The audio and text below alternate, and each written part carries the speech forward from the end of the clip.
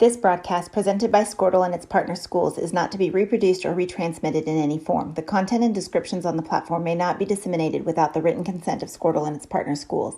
The thoughts and opinions shared on Squirtle's platform are those of the individual and do not necessarily reflect the views of the organization or its partners.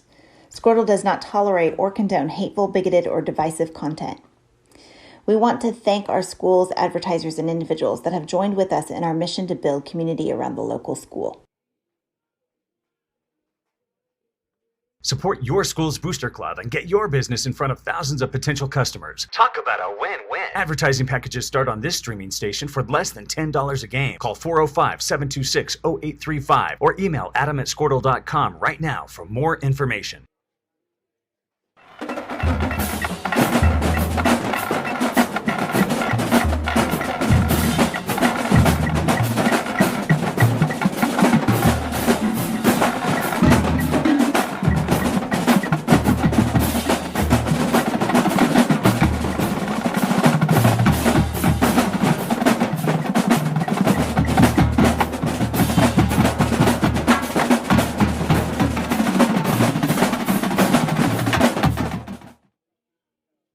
For 31 years and counting, Community State Bank has taken great pride in being your hometown bank. With branches located in Cashion, Dover, and Hennessy, CSB strives to reflect the small-town hospitality these communities are known for. Our friendly staff is here to serve you and provide one of the best banking experiences around, equipping our customers with the latest in banking technology combined with a personal, down-home relationship. Come into one of our local branches or visit us at www.mycsb.com. Community State Bank, small-town banking, the way it should be. Member FDIC. Christy Perry is a Cashion-based attorney providing clients in Oklahoma with trusted, experienced legal counsel regarding wills and trusts, bankruptcy, and other areas of law. Flexible scheduling is available to discuss your options, and your first consultation is free. If you need assistance regarding a legal matter, call your local Oklahoma licensed attorney, Christy Perry, at 918-373-0882. Our world is changing, but one thing is the same. We're here for you. In these uncertain times, take comfort in knowing that modern women of America is built for this. We are built to handle uncertainties, and we've weathered many in the past 137 years, including world wars, disease outbreaks, depressions, and recessions. You may have concerns about your financial plan, but you can also have peace of mind. You got this, because you have us.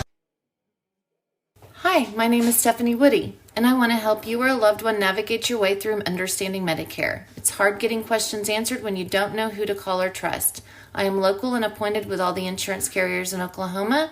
You can trust me to help you apply for Medicare, make the right decisions based on your current financial and healthcare needs, and feel confident about your future. Act quickly. Annual enrollment period is October 15th to December 7th. Call Stephanie Woody, that's me, at 405-830-4966 to set up an appointment. Kyle and Gina Van Druff have the answers to all your real estate and insurance needs. These guys will have you covered in a one-stop shopping experience. They are local agents, local supporters, and active in the Cashion community. They are also proud parents of past and present Cashion students. Kyle and Gina help their clients make the right choice. Don't wait till it's too late. Call 405-607-4300. Go Wildcats and number 88. Let's have a great year. Walk it up. Get you some. At Maples Nixon Diesel Horse, we've helped a lot of people, and our goal was to treat each and every person like a friend. And as a friend, we've got your back, always. We understand what you're going through. Being lawyers is what we do, but it's not all that we are. We care. We'll stand beside you throughout the entire legal process, not just as lawyers, but as your friends. We are Maples Nixon Diesel Horse, and we are here to help.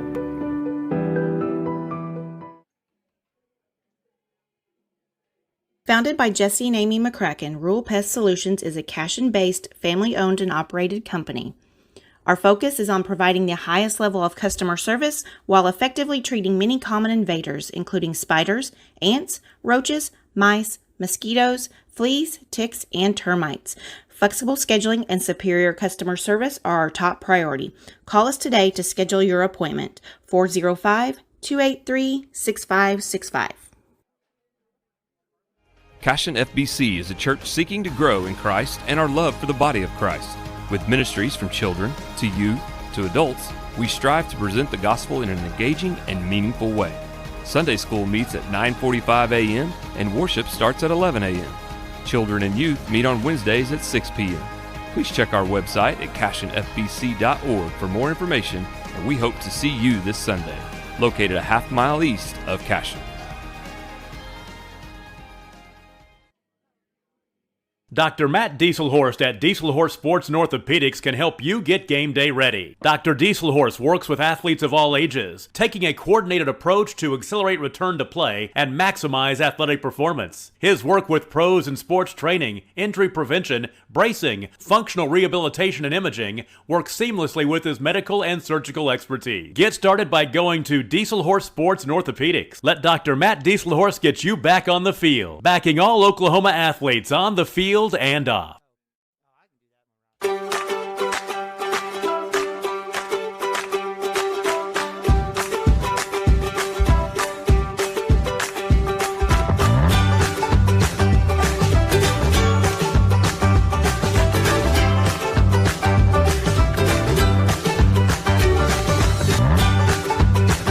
Stream with Oklahoma's #1 high school streaming service, Squirtle.tv. Find out more at Squirtle.com/stream.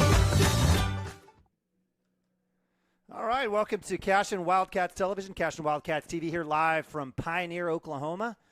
I've already forgotten the name of the field. It's a beautiful facility, brand new press box. We'll get it right here in a second. I'm sure the guy's next to us, but I'm Neiman Abavi. Joining me up here is my man, Derek Shaline. Derek filling in for our man, Dirk Fippen, who's at work, and he's been texting me. He says someone's got to make a living, like no one else works or tries to make a living, Dirk. But, yeah, we're here. We figured it out. We saw the schedule. We took care of business. We're here to support the Cashion Wildcats here on CWTV. Homer Television for the Cashion Wildcats is the 10th-ranked 2A Cashion Wildcats, 1-0 coming off of a 12-2 run ruling of OCA just yesterday. We'll be taking on the number 8 Class B Glencoe Panthers. The Panthers just winning their last game here. In fact, they're 2-1. Actually, they're 3-1 on the season, beating Drummond here at the their first game of the Pioneer Invitational. It is an invitational. It is an invitational. And it's a good one. Cimarron Trail. Chisholm Trail. Chisholm Trail. Sorry, Chisholm Trail. Yeah, we'll get it right. We'll get it right one of these days. But appreciate you guys joining us here on Cashion Wildcats TV. Again, Wildcats heading out here just up a little north to take, have a good time here in this invitational. We've been here at least the last 3 or 4 years that I know of and have done well. It'll be one game today, 2 games tomorrow in pool play and B, and then basically we'll sync up with whoever seeds out the same in the other pool. But joining me up here in the press box is my man Derek, or Mike. I apologize, You're all right. Father of Derek. So Mike, welcome. Hey, I'm glad to be here. I'm glad to finally get started. 2 hours late, but I'm glad to be here.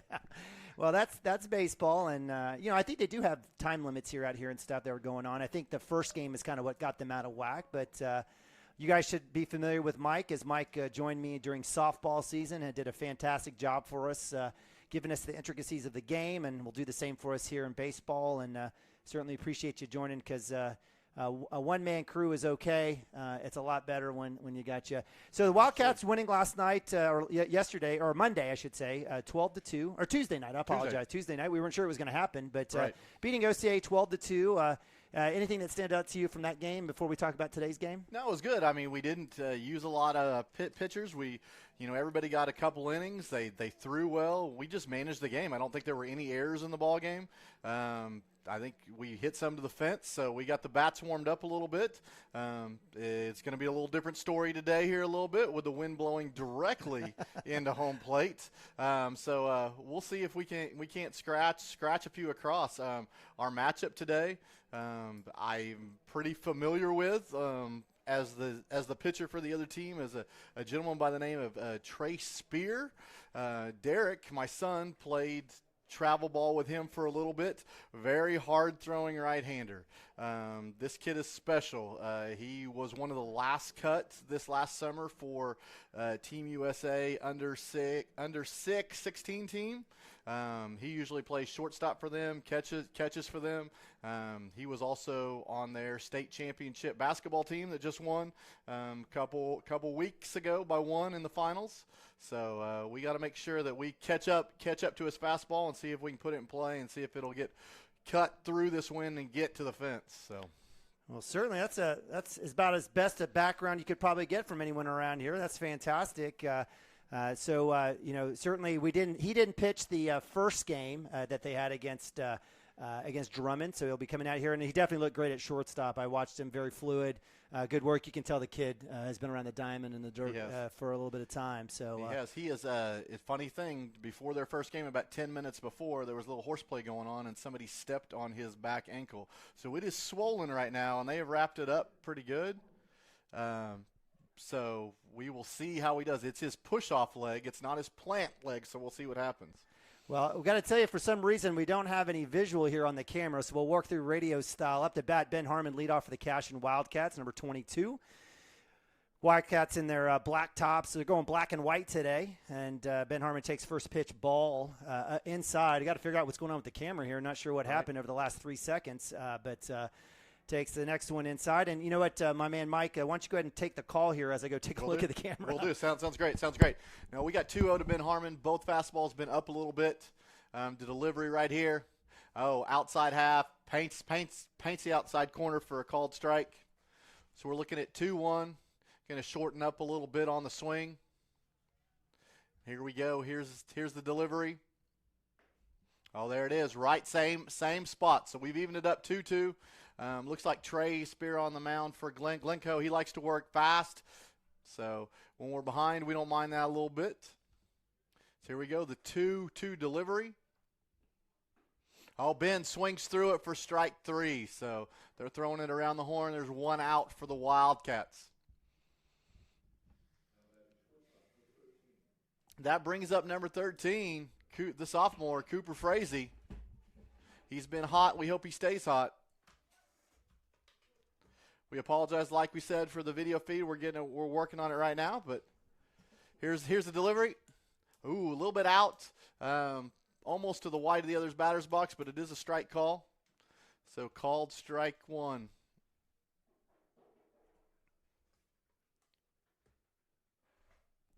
Man, and he put it out there again. Did not get the call this time, so good look by number 13, Cooper. We got a 1-1 count. Like I said, he works fast. He's already back on the bump, ready to go. Here is the delivery. Oh, it's a ground ball to shortstop. Oh, he beats it off his chest. Cooper's going to get on it first. He's rounding the balls. He's short and center. But they pick it up. He's going to stay at first base for it. That brings up the number 3 hole, number 12, Preston Cotter.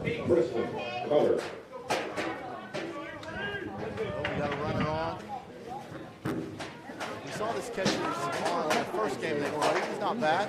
They threw a couple out at second base, so we'll see if Cooper takes off or not. Oh, we got a lazy throw back to first. Cooper's back in easily. That was just a test, I'm sure. Oh, we got video feed now, it looks like. We're good to go. I'm not sure what happened there. Inside pitch into Cotter, 3-hole hitter. Cotter, he was pressing a little bit and has been. He's just, he's expecting to have a big year as a masher.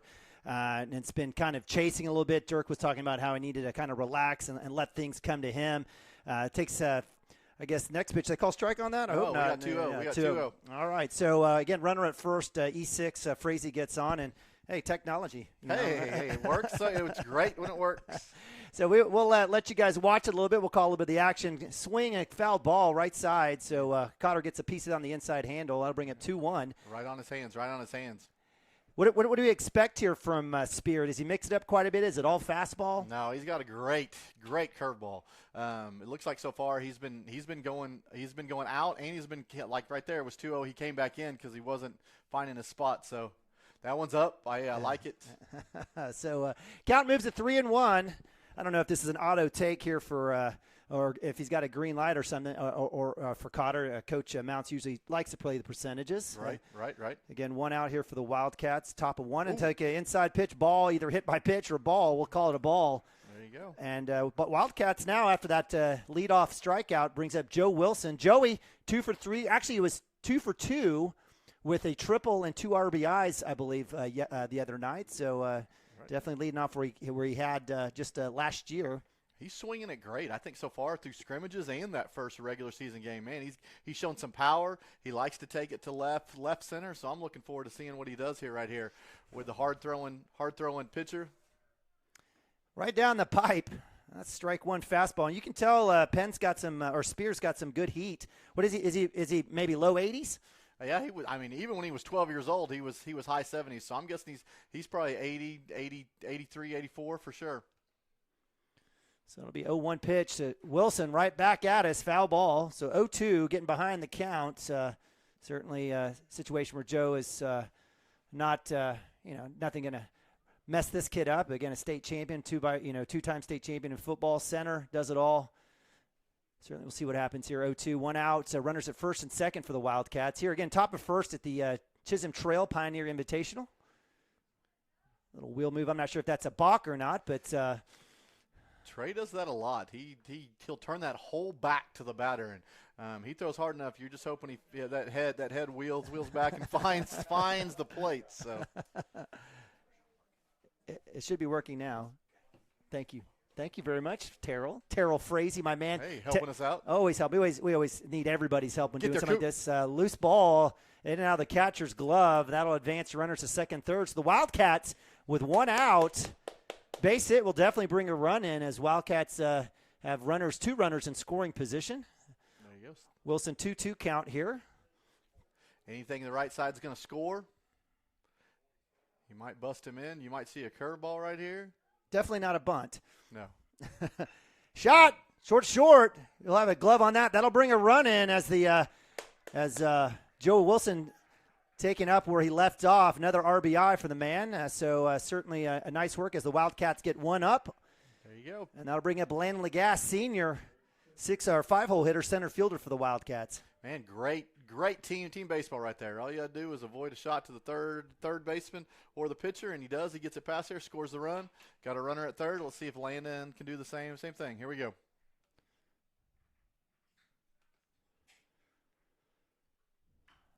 Lagasse swings on first pitch. A little foul there. Lagasse, in fact, the other night, I think on both of his hits, or I think were both first pitch hits the other night. He had a triple, putting over on the right side. We had decent wind the other night as well. So certainly that's par for the course here in Oklahoma. So 0-1. Breaking ball. Ooh. A little high there, but gets the umpire to call strike 2. Well, if I'm calling that, that's got to break a little more for me. Yeah, I'm with you, brother. I'm with you. Again, appreciate you guys joining us here on Cashion Wildcats TV. 0-2 pitch. Swung on. That will go out of play over the first base side, foul ball. So way to battle. And at minimum, at least, we're making Spear throw a few pitches. I know Cooper got out of that first inning, I think, just throwing 16 pitches, or maybe even less than that. Oh, Drop third strike. Lagasse has a chance here, and that'll be out number 3. So that'll end it for the Wildcats, but not after putting 1 up as Cooper Frazee was hit in by our man Joe Wilson. We'll go to bottom of 1. I'll be right back right after this. Cashion Wildcats TV. This broadcast, presented by Squirtle and its partner schools, is not to be reproduced or retransmitted in any form. The content and descriptions on the platform may not be disseminated without the written consent of Squirtle and its partner schools. The thoughts and opinions shared on Squirtle's platform are those of the individual and do not necessarily reflect the views of the organization or its partners. Squirtle does not tolerate or condone hateful, bigoted, or divisive content. We want to thank our schools, advertisers, and individuals that have joined with us in our mission to build community around the local school.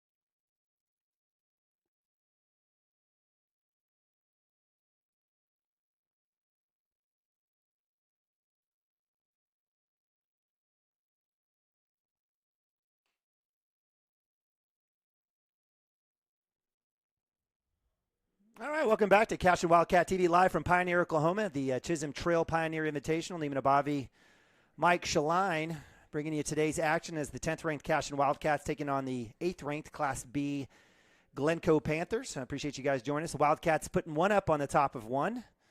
Little RBI hit there by Joe Wilson, bringing in Cooper Frazee, who reached on an error.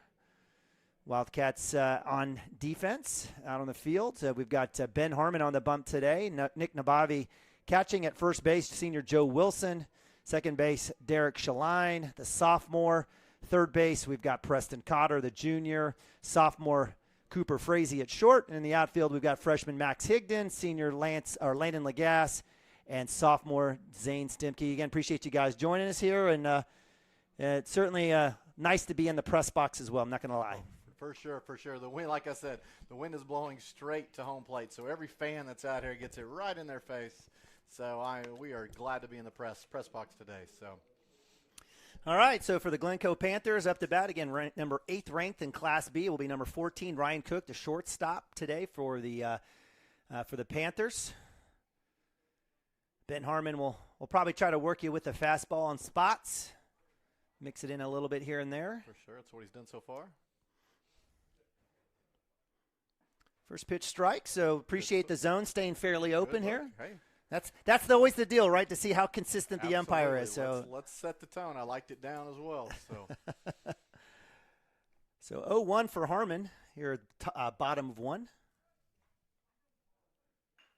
Gets a swing, a chopper to Cotter. Little easy throw to first. Joe Wilson on the bag, and it's out number one as the Cashion Wildcats. Little 5-3 action. Nice. Very nice. So coming up to bat, 2-hole hitter Houston Patton, the catcher for the Panthers. Good to see, and that's the beauty of having some nice length and athleticism on both corners for the Wildcats.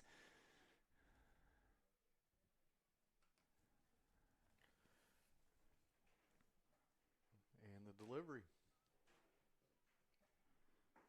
Oh, Ben coming out, working it. He likes it. First pitch strike. He likes that inside, and he's kept it down. 0-1 for Harmon here against Patton. We'll have a chance to catch these guys as they come through. That one's right over second base. That one will go into right center. Not necessarily a really hard hit ball, but well struck there by Patton, and the Panthers have a runner on. That was a solid hit. It's all right. Nobody hurt. Got one out. And this brings up Trey Spear. Like I said, big bat as well. There's one I recall him hitting that hasn't landed yet. So this kid, fun fact for all you OSU fans, his mom, if you remember back, is Jennifer Crow. She probably is top 5 in nearly every statistical category for the Cowgirl basketball team. So Houston Patton getting back to first, trips over the bag. I don't know if he's staying down because he's embarrassed, but he may have actually turned his ankle. He is. He's coming up gingerly. Uh-oh. And he's going to try to walk that one off. And it literally, there was nothing to it. There was no throwdown. And so he did. He tripped over the bag, and it looks like he's working that off. I'm sure his pride's a little bit hurt too, but that'll be interesting how this he's going to actually ask for time some more. I don't know. In this case, does a pinch runner, I mean, that still goes against the – Absolutely. You have a bench full. If you need to make a sub, that's why they're over there. And that's what's going to happen. So there you go. Coach Brady Maxwell will make the switch as Houston Patton will have a seat. Try to see if I can get you a number if we can ever see one. So yeah, we might get one there, number 12 it looks like. Okay. I don't know. It's a wild guess. Yeah, the Glencoe wearing a little pullover here. Wildcats coming out with their long sleeves or quarter sleeves, three-quarter sleeves with their uniform. Harmon with first pitch outside, staying away from the 3-hole hitter, Trey Spear, pitcher. I like the look. He gave Nick a chance to snap over to first if he wanted to with the outside pitch. The guy just didn't get off very far. So that's pretty typical, right? With maybe a freshman out there at base front doing some pinch running. So 1-0, one out, runner at first. Harmon comes right back at him. Nice. Fastball strike. And we've talked about that, even with a talented guy like Trey Spear, Wildcats need to trust their defense and mix up placement, but, throwing strikes is a good thing. Decent lead at first. Pickoff move. Yeah, we had a couple good opportunities. I think Cooper Frazee had a pickoff yesterday. It was a great one. In fact, kid almost basically was frozen as Joe Wilson basically tapped him on the knee. And I think we had several pitchers the other night. Lagasse, Ben Harmon, Joey Wilson pitched a little bit. Pitches up top for ball 2. 2-1 on the count. Wildcats, there's not a whole lot of shift. They are playing up in the outfield. You can't see it on I know it's pretty tough to see it on the camera, but they're up fairly shallow. That wind moving around. Now it's kind of blowing out towards the left field line. Harmon coming back in. Just missed that spot. And I'll go 3-1. I'd like to see him challenge him here. You got the lead. Go after him. It's early part of the season. So 3-1, runner at 1.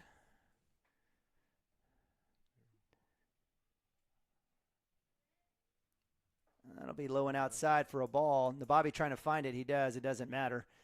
So with the walk, that'll move Trey Spear to first base, and that'll bring up 4-hole hitter Caleb Stokes, left fielder for the Panthers. Kind of the same spot we were in. 1 out, runners on first and second. Cashion pushed 1 across. We'll see what Glencoe does here.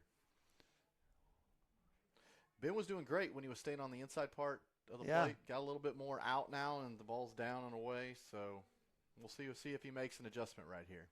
I'm sure there was probably a little bit of game planning in regards to Trey Spear as well. For sure. That one's low. Good block by Nabavi, keeping that one in front of him. Again, Nick, senior catcher, has done this for a long time and certainly loves digging in the dirt. We've got a bunch of catchers in the family, but Alex was like, as soon as he got to high school and could get over to second base, he was happy with that his freshman year. And then we have Nathan that'll be coming up catching for the Wildcats. So a lot of Bobby's behind the dish here in a little bit. Runners at first and second, 1-0, 1 out. Harmon gets that fastball tuned up for strike 1. No, I thought Nick looked great. I mean, just coming straight out of basketball, looked great behind the plate the other day. Had some nice throws down to second base, like he's never left. Well, he's played quite a bit, so I would kind of hope that it'd be riding a bike. Right. The hitting piece is the piece for me, but that's what happens when you're at Cashion. There's you all have to pull on the same rope, and sometimes you got to jump a couple sports. Of course. 1-1, 1 out. Runners at first and second. No runner goes. Bunt showed. Will drop down the third base line. Harmon with the throw to 1 will be in time. It won't be. He had a chance at the force at 3. Decides not to go there. That'll bring a run in and advance runners to second and third. And nobody covering 2 there. We had a chance on a throw there. Zane Stimke gets the overthrow intended for Joe Wilson. So tough break there for the Wildcats. Excellently executed Caleb Stokes on the bunt. Give him credit. We'll go ahead. I don't know. We'll charge that E. We'll call that I'd give it an E1. E1. And that'll bring in Houston Patton and advanced runners, and that's now 5-hole hitter Jordan Beaver, center fielder, up to bat.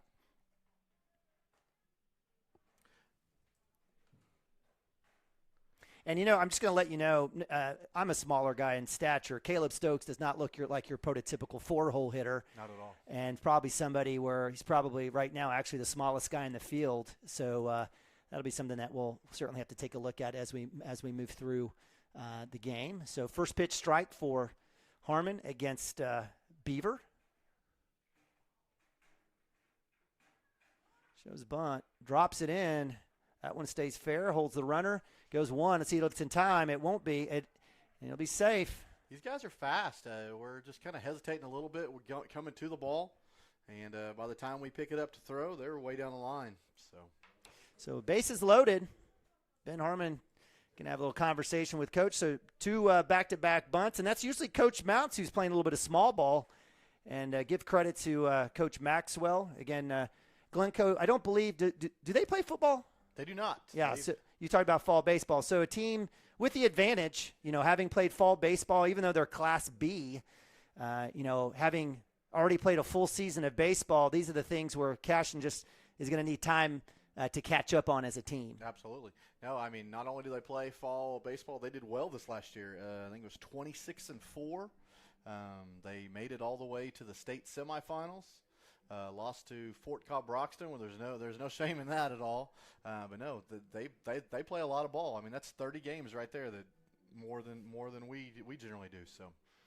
Yeah, the idea is that once you've graduated from a school that doesn't play football, they've played twice as many seasons, right? So, right. So you just got to make sure and work what you got. Wildcats staring at bases loaded here, so force anywhere, and hopefully I don't expect a bunt here or a suicide squeeze. So as we've got Logan Virostek, first baseman, stares first pitch, and Ben's gotten ahead. Right. He's gotten ahead. I think he's gotten ahead on everyone except for Trey Spear. So 0-1 count. Looks like corners sort of in.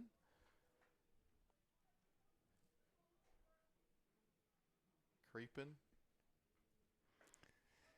Outside there is the lefty Virostek. Stares at ball one. So 1-1.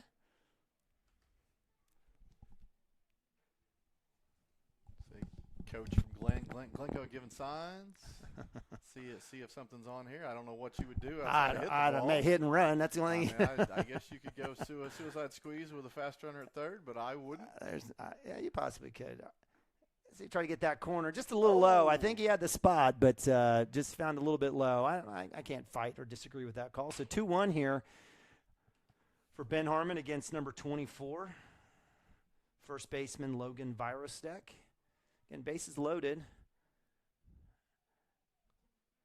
See, the Wildcats maybe have a chance to come home with that force, negate the run. A little throw down the third, has a chance on the pickle. Great move there by Ben Harmon. Nabavi with the catch. Run down.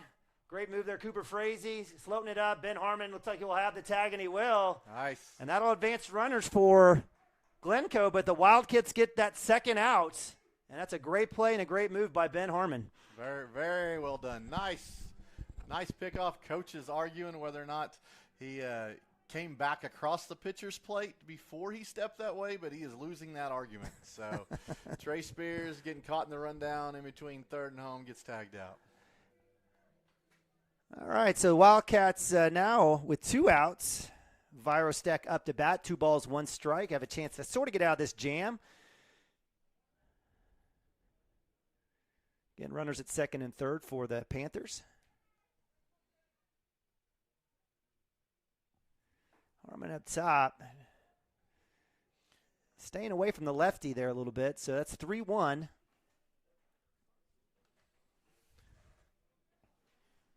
If you could get out of this, I would consider 1-1 successful. I would too. Let's see what happens. Maybe we get a little ground out right here. A little shot behind, so Virostek behind that one. So full count for Harmon. Works it back. I'll just say give that another run. Absolutely. Wind blowing back in now. It was blowing sideways. Now coming straight back in our face from left field. Ben staring in. Yeah, full windup here. There's swing and a miss. Blow it away. Nice pitch. So Ben Harmon gets his first strikeout of the game, and it's a good one as it knocks out the side. Strands 2 for the Panthers and holds them to just that one off of the error coming back to first base. So as we move to top of 2, it's 1-1 Panthers and Wildcats. Be right back right after this. Legacy Insurance and Financial Services is proud to be on Main Street in Cashion, Oklahoma, supporting our Wildcats while riding business throughout Oklahoma and surrounding states. Legacy agents who share over 40 years of experience will shop many carriers to fulfill all of your insurance and investment needs. We welcome face-to-face meetings, but if your needs require an online virtual relationship, we are versed at those too. Let the team of Chris Gibson, Chris Cochran, Aaron Phoenix, and Christina Branson at Legacy Insurance and Financial Services help you build your own legacy, one you will be proud to live and to leave.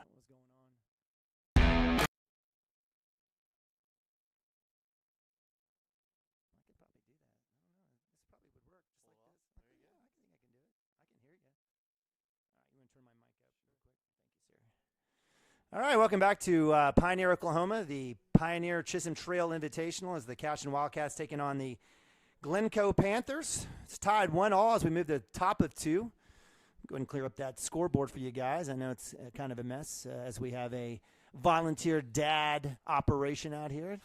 Up to bat. What are you talking about? Up to bat is senior Nick Nabavi, 6-hole hitter for the Wildcats. He was 1 for 2 last Tuesday. Inside pitch. That'll be ball 1. Nick had a triple on his 1 hit of the day.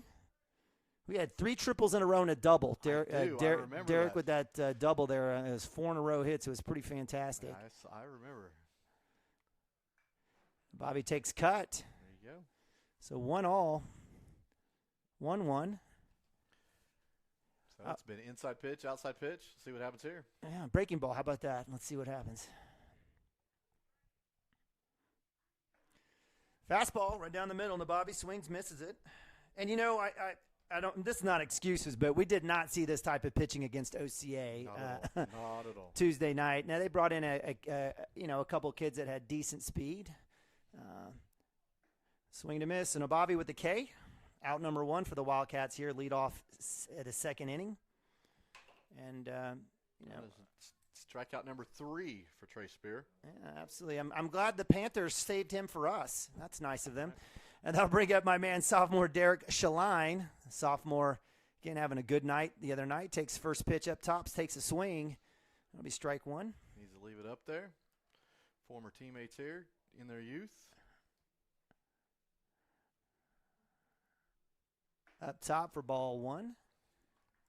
It's almost the exact same location, just a little bit more over the plate. Makes me think I don't know that he's meaning to throw it up there, but it's going up there. Derek getting a piece of that one, right idea on that one. So he's able to get his speed on that one on his fastball. That'll move the count to 1-2. Again, 1 out. Wildcats trying to get a base runner here. Max Higdon, the freshman, on deck for the Wildcats. Up top, takes a hack. It's going straight up. Spear has a chance to chase us down. The wind's causing a little bit of trouble, and that will be a couch for out number 2.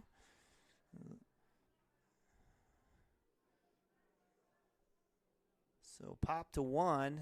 Shaline will get a little handshake from his homeboy Max Higdon as he comes up to base, or up to bat. The lefty staring at 2 outs for the Wildcats. And certainly would not like to see a 1-2-3 here. No, not at all. And literally 5 pitches. Lefty up the bat here. Inside, ball 1. And we'll take that. Maybe the only lefty on the team here for the Wildcats. See if that'll throw off Spear a little bit. Swing and a miss for strike 1. It's all right. It's a good cut. Good cut.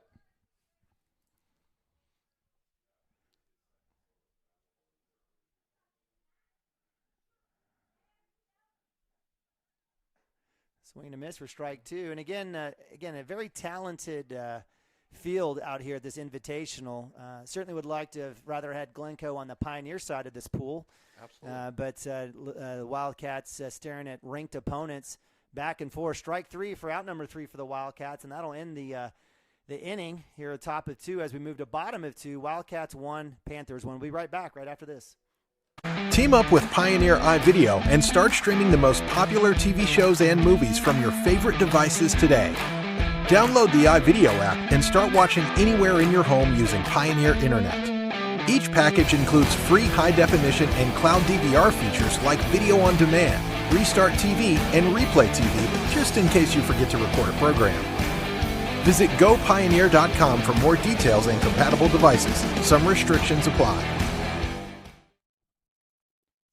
At Water Heater Man, we specialize in repairing and replacing all water heaters. We service the OKC Metro and surrounding towns with fast, reliable service. We keep our vans fully stocked with essential parts needed for basic repairs, and new tanks are always on the vans ready to go. We offer free estimates on all jobs with financing options available. We match manufacturer's warranty for all newly replaced water heaters. We'll get your water heater back up and running as fast as possible so you don't have to put your life on hold waiting for service. Give us a call today, 405-844-TANK. That's 405-844-8265. Go Wildcats!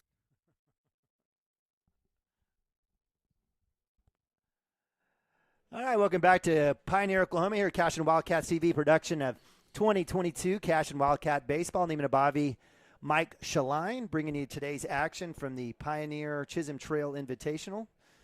Wildcats going down 1-2-3 at the top of 2. Moved to bottom of 2, tied 1-1. Ben Harmon on the bump. Ben in the last inning had 1 hit, 1 strikeout, 1 walk, and that one costly error that gave the run to the Glencoe Panthers on an overthrow. Again, well done. It was a nice bunt here, and the kind of got caught up in the crabgrass with the rye. I should say crabgrass, the rye, winter rye out here. And it's that kind of that tweener time, right? March, late April. You got Bermuda trying to fight through. You've got that winter rye left over. Again, appreciate you guys joining us here. Up to bat is Jackson Whedon, third baseman. Harmon, first pitch, strike. Great pitch. Last name Whedon just happens to be the same last name as the basketball coach over here, so I would assume coach's kid as well. You got all sorts of facts, Mike. That's why I'm glad you're here, man. I can safely say I remember Glencoe. Hey, nice pitch by Ben. I'm a high school basketball official, and I called their game at the MO tournament this year. And trust me, I remember them. They scored 122 points. I think I'm still sweating from that game, even running 3-man. So, no, they know how to get up and down the floor. I think I looked. Nice pitch on the breaking ball. They scored 9 times this year. They scored over 100 points in basketball. There was one game actually in the start of the state basketball tournament. They outscored their opponent by 106. Wow. Well, certainly enough for a state title, as you mentioned earlier. 1-2 count here for Harmon. Comes back in, gets Whedon a swing, so the count will stay 1-2 on the foul. He's way ahead. Yeah, I really want Ben to just come after him. Right. I mean, really, their only offensive production has come off of one good hit over second base and basically bunts. And there it is. Nice work as Nabavi works it around the horn for out number 1 as Jackson Whedon has a seat. First strikeout there here first batter, first strikeout. Again, 2 strikeouts for Harmon, and they'll bring up out number 1. And the 8-hole hitter, Wyatt Manning, right fielder. There we go. Second in a row for that matter. Let's just keep the streak going. So again, Manning, right fielder, right side of the plate. That'll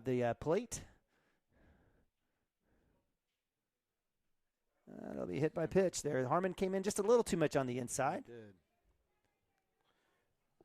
It's all right. So for the second inning in a row, we get the first out, and then we put somebody on. But that's okay. We're sitting at the 9-hole spot right here. Let's get the second out. That'd be Denton Roy, 9-hole hitter, second baseman for the Panthers. So I'm expecting a bunt here, if anything. We'll see what happens as Roy looks over to Coach Maxwell at third.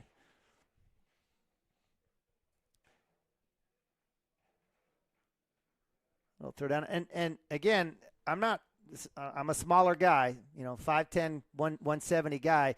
I'm telling you, there's a lot of smaller guys on this team. So you talked about team speed. Maybe that's kind of a stereotypical deal when you think about smaller teams and smaller players. But this isn't your beefy type. So certainly if you're talking about basketball, if these guys played basketball, I'm sure they pressed a lot as well. Woo, Harmon. Nice. Bringing it in. So for strike 1 there for the Wildcats. So 0-1, 1 out. And I'm a big fan of always looking over do something to that runner, at least make him think on that. But we'll see what happens here. No sign from Coach Maxwell. Looks like it's going to be a green light for Roy. What is your theory on here? Okay, so you got first baseman holding the runner. Mm-hmm. Do you like to bunt down first base side this way because you know the first baseman has to stay back, or do you like bunt down the third base line even though the third baseman can charge here? So I have.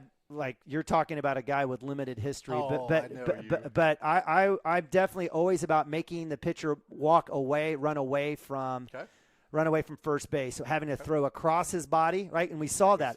And that if we would have gone down first base, you're allowing the catcher and the pitcher a chance to make a play on that ball, with a runner only at first. Now, runner at first and second, I don't know if you're holding anyone off of that situation. Obviously things change up there, but. That's my feeling. What about you?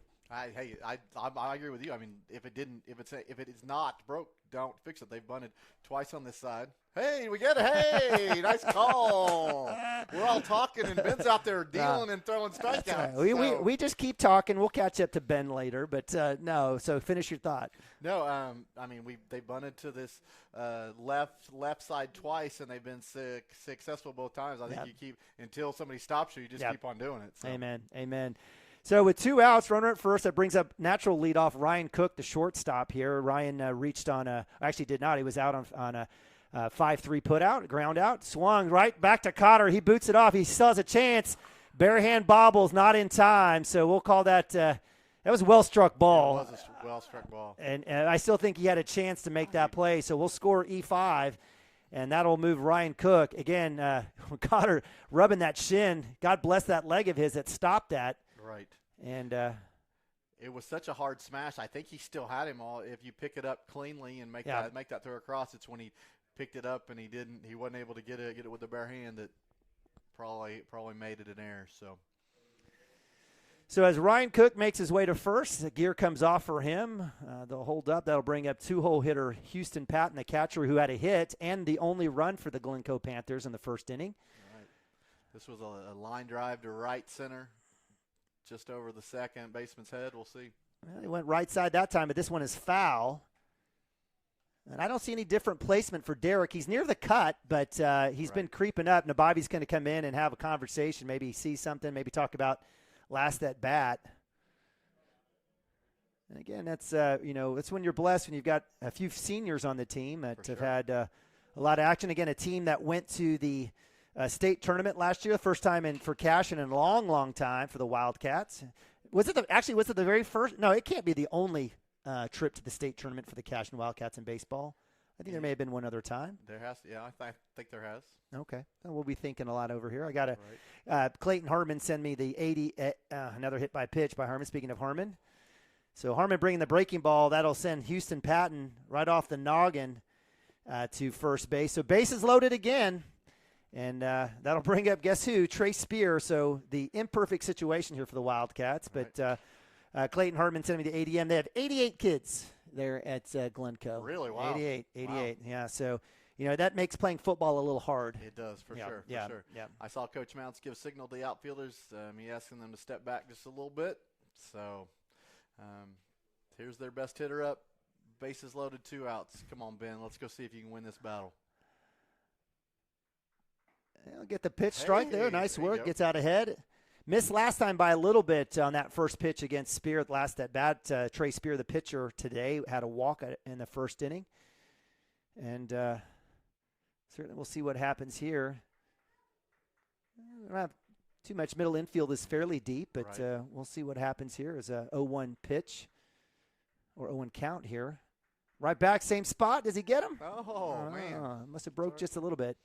And I tell you, we are absolutely just – again, blessed in our at the Cashion home field. This is a great spot, by the way. This is a fantastic spot here in Pioneer, but we have such a great angle of the plate in the press box in Cashion at Lance Beitler Field that we're able to call most balls and strikes with pretty good breaking ball that's going to go to right field down the line. That's going to drive in 2 runs as Spear rounds first into second. Throw down from Stimke is booted by Shaline. That'll come all the way to third, and that'll be a 3-run RBI double for Trey Spear. Wow. Well, I guess that's what they wanted. They got their power guy up there. He puts it where we're not, scores 3 runs on that. That's all right. So the score moves to 4-1. Put that on the wrong side. I was thinking Homer television here for the Wildcats. So 4-1 for the Panthers, and it'll bring up the 4-hole hitter, Caleb Stokes, who reached on an error on the bunt down the left side. With 2 outs, I don't necessarily see that happening, but maybe you never know.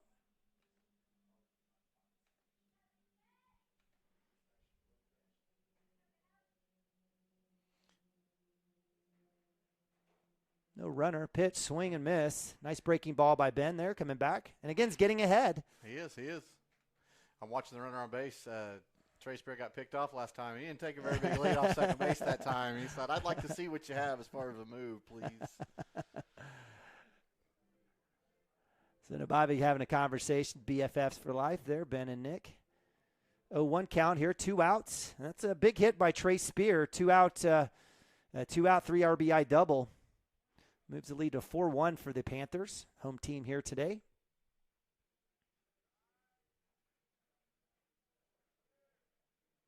Harmon fastball. Great pitch. Right on that outside edge for strike 2. Had a little more speed on it.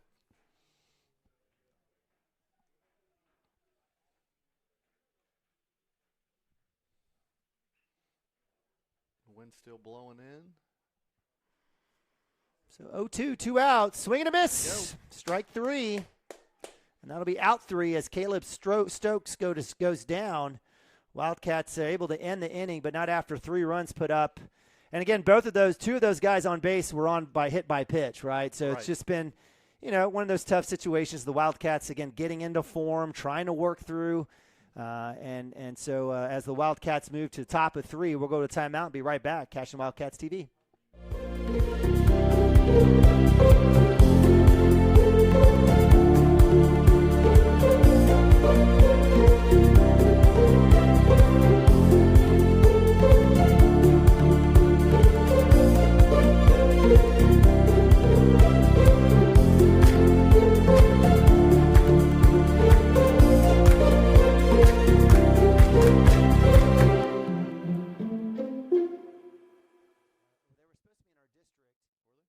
Cashion Shape Up Fitness is locally owned and operated with no contracts or sign-up fees. Our rates start at only $30 per month, and we have tanning available. Everything you need to work on your health and fitness. So contact Amber Lee to sign up today. 405-538-8248. And don't forget to check us out on Facebook, Cashion Shape Up Fitness.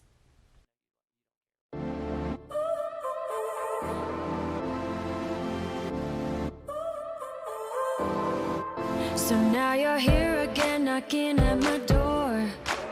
A little too late for, I'm sorry for.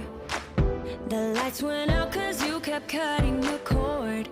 And I started to fade into your grave. Time out here, I apologize. And love our sponsors there at Cashion Grain and Grange. Or actually not Cashion, but Oklahoma City Grain and Grange. Todd Miller Design Company.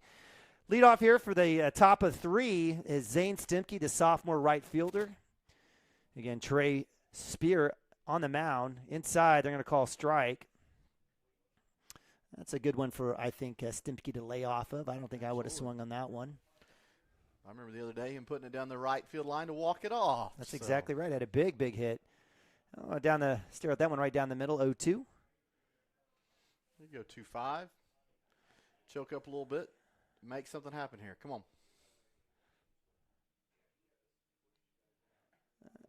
And we'll get the K. 3 pitches, 3 strikes. And Stimke will go down for out number 1. And that'll bring up natural leadoff, Ben Harmon for the Wildcats. Hey, second time around the order. We've seen him once. Let's make something happen now. Ben's definitely agreeing with you that. He had a strikeout in the first inning. Get this guy timed up. Now stares at that's a nice breaking ball right there. Strike 1. So give credit to Spears. 4 pitches, 4 strikes here. So we move to the top of 3. Harmon with a miss. Strike 2, 0-2. There you go. What comes after the breaking ball? The fastball. See, I'm sure he'll try to get this one low and away. I don't know if he'll go right at him. We'll see what happens.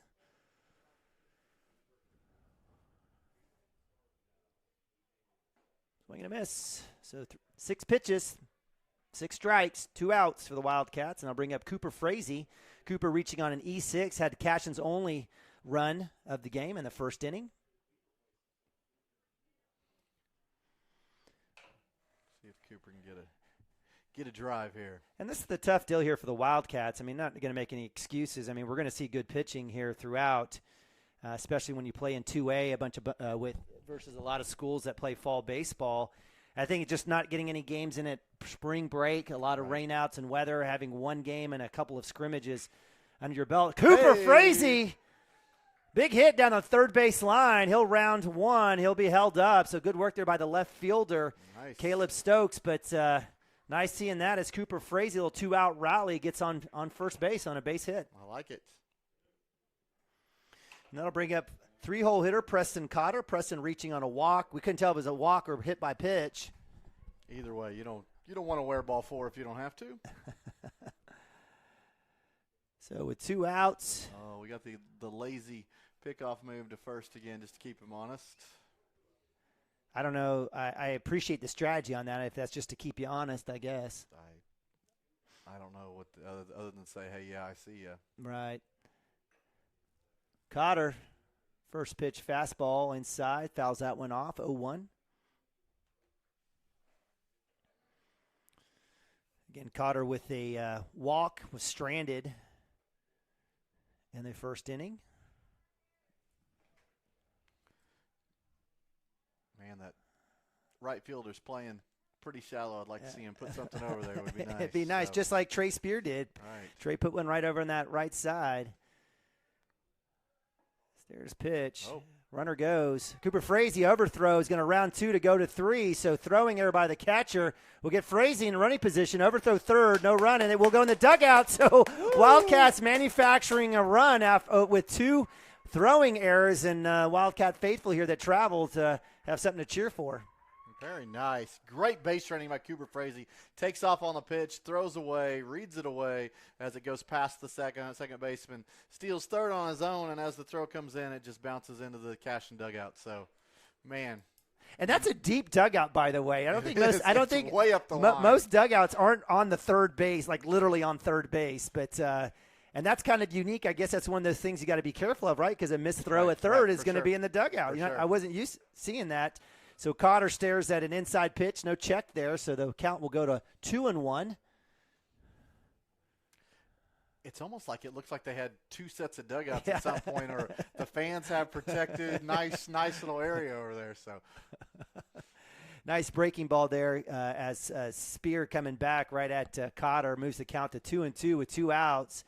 Wildcats getting a run in. That's nice. Cooper Frazee helping himself out with that hit earlier on down the third base line. Let's see if Cotter can't get on base. Takes a wild smack, and that came off of either his helmet, looks like his face. Man, that bounced into the infield a long way, so that had to come off the ground and hit him in the face and then bounced away into the infield. Cotter's going to need at least 2 ice bags. He took a huge hit off of his shin, and now he's got one off the face. Tough kid. Again, offensive lineman, DN for the Cashion Wildcat football team. Definitely big kid out there. You can definitely sense his size as Joey Wilson right next to him is a starting center for the Wildcats. A big kid himself. Preston's still feeling it. It's almost like he's up by his eye. Yeah, it was tough. I mean, that's your lead eye as that pitch is coming in. It's not going to make this easy with 2-2 count right here. So. Well, all you can do is rub some dirt on it in a sense, so figure it out. So 2-2, 2 outs. Trey Spear, who's throwing extremely well here with, I think, at least 5 strikeouts. Cotter hit to short. It's a bobbler. He's going to have a chance if he can beat it out on the throw. Throw is in time for out number 3. So give credit to Cotter for staying with that after getting mashed in the face with the ball. Absolutely. And that'll end it for the Cashion Wildcats, and we'll move the bottom of 3. Be right back. Cashion Wildcats TV. This is Grain and Grange Market, the coolest little boutique you've never heard of. Come see us. Wiggins, Sewell, and Ogletree is dedicated to championing our clients through complicated and challenging litigations. We pride ourselves on a proven track record of success brought forth by fierce litigation skills. The lawyers and staff of our firm are dedicated to effective and personalized representation for every client who entrusts our service. Uncompromising integrity, unparalleled results. Call Wiggins, Sewell, and Ogletree, 405-232-1211. Absolute Pools, Lawns, and Landscape is not your ordinary pool builder. From traditional to exotic and anything in between, our staff offers paramount quality and service through the entire design and build process. We provide service to the entire OKC metro and surrounding towns. So relax, knowing our team is wholeheartedly committed to building a trusting and lasting relationship with you. Visit us on Facebook or give us a call today at 405-285-9999. 9729. Absolute Pools, Lawns, and Landscape. Storm season is coming, people, and your first choice for roofing needs should be Rhino Roofing. Locally owned and operated, the Rhino specializes in all types of repair and replacement. Large scale, traditional, modern, unique roof lines, they can do it all. Protect your home and your family with the specialized services of Rhino Roofing. Visit our Facebook page today and make an appointment. Rhino Roofing is all the hype for any roof type.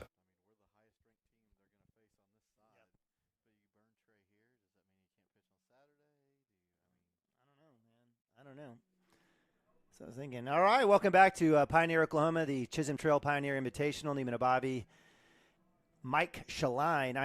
I always want to make sure I'm doing it right, Mike. Hey, you're doing a great job. And I fought with Dirk, and I'm like, Dirk, it's not Sheline, even though he goes with it. It's Shaline. So many people slaughtered it so many different ways. I'm okay with Sheline. I can tolerate that. I know. Well, let's not tolerate. Let's just do it. So Wildcats moved to bottom of 3. They did get one run in that last inning as Cooper Frazee with the hit and rounding bases with throwing errors gets in.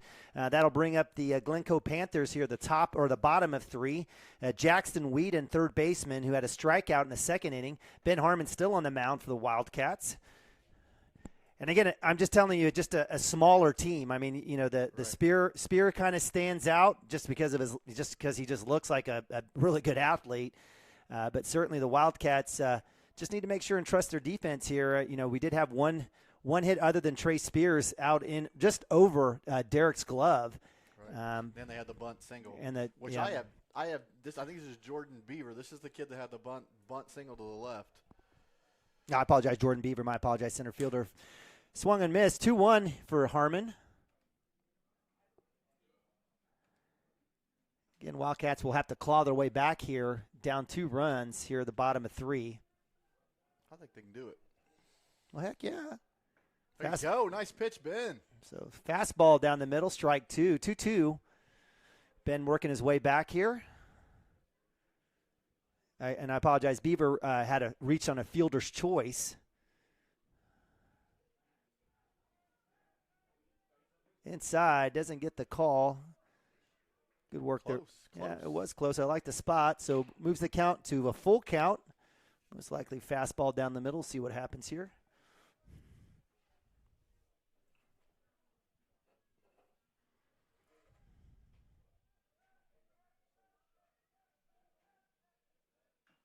Chopper. Almost got him reaching. That was the pitch right there. Yeah, basically dragging that bat, casting, as they say, casting that bat out there across the plate, just trying to make some level of contact, and give credit to Jordan Beaver. Was able to get a little bit of a touch on there as it slapped down into the box. So stays full count for Harmon. Again, no one on, no outs, top of our bottom of 3 here. Right back. That's a big hit. It's going to go to left field. Will it stay fair? It will not. It won't.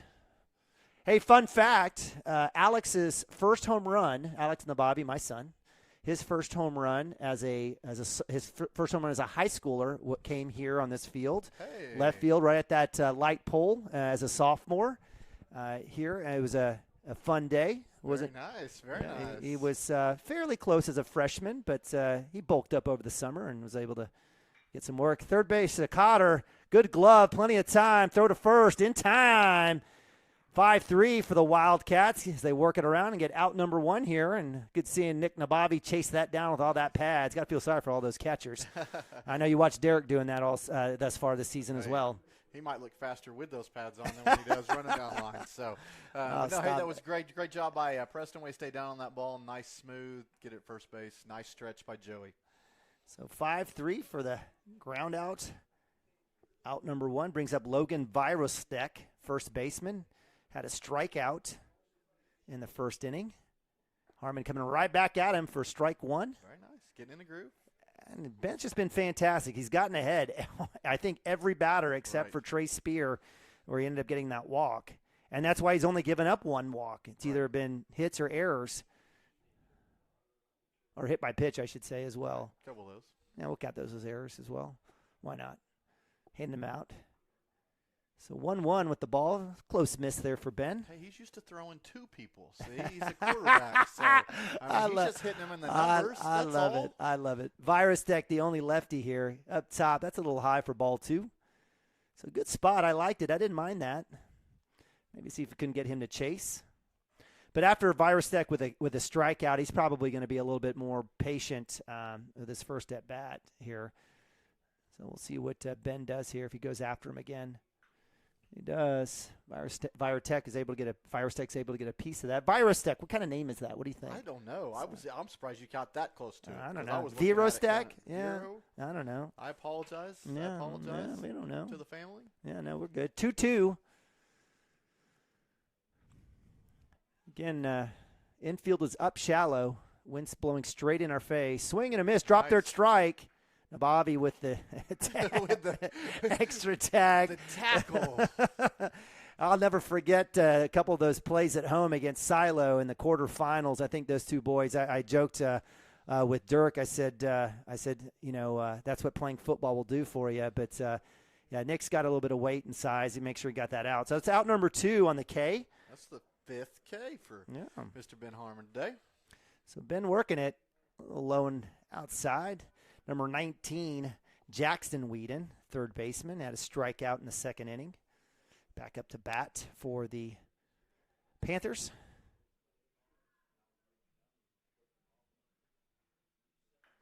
It's a chopper. Oh, I think it's a foul ball. And they are going to call it foul ball as it came in and hit it. Did it hit off the batter? I thought it hit off his shin. Yeah. Yeah. All right. Which I'll take it. That was in a bad spot. So. Yeah. So that'll be a strike. So nice work there. Kept getting ahead of that one. And the rule is, as the chalk comes in, it covers the back end of the plate. So anything on the plate moving forward is in play. Correct. But if it hits a player, it's an automatic. In the box is a foul ball. Correct.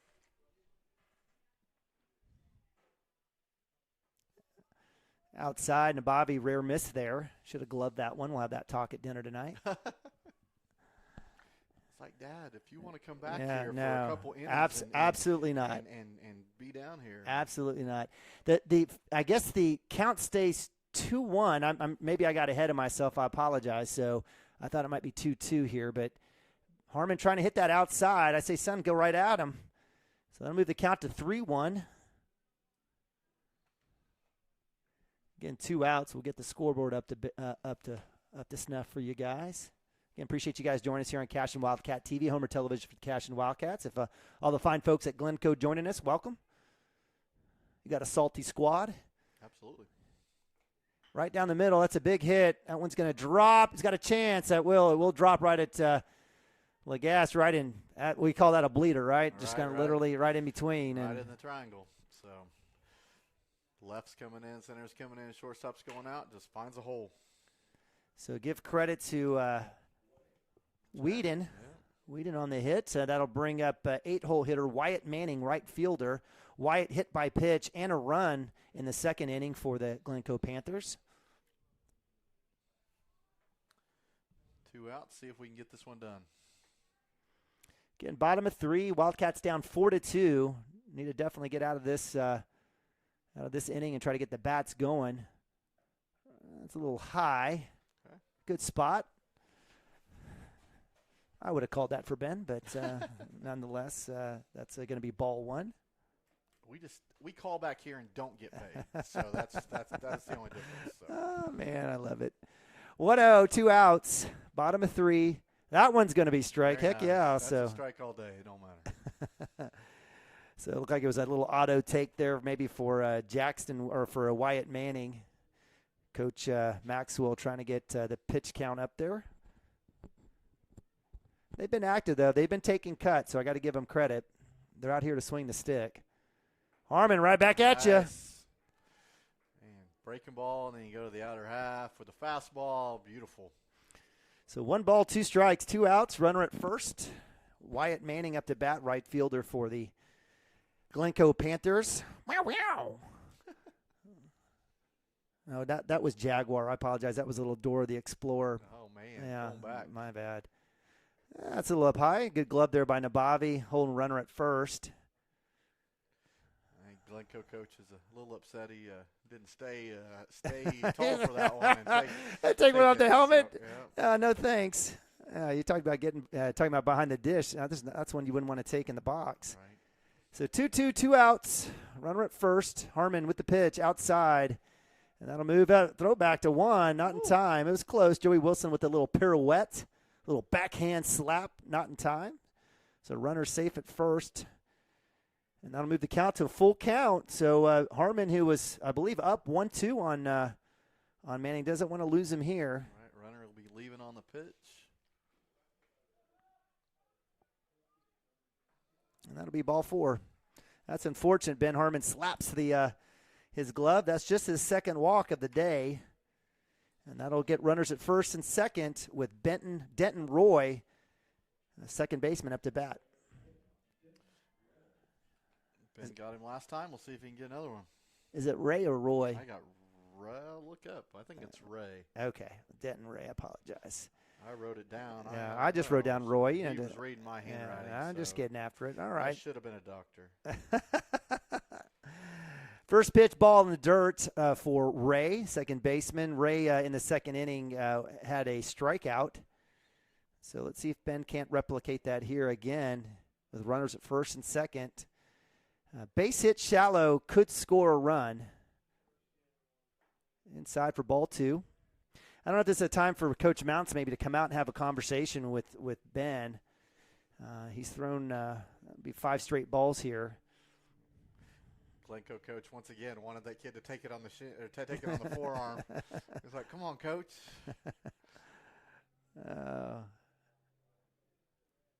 Fastball. There you go, Ben. Come back. Nice job. So just live there.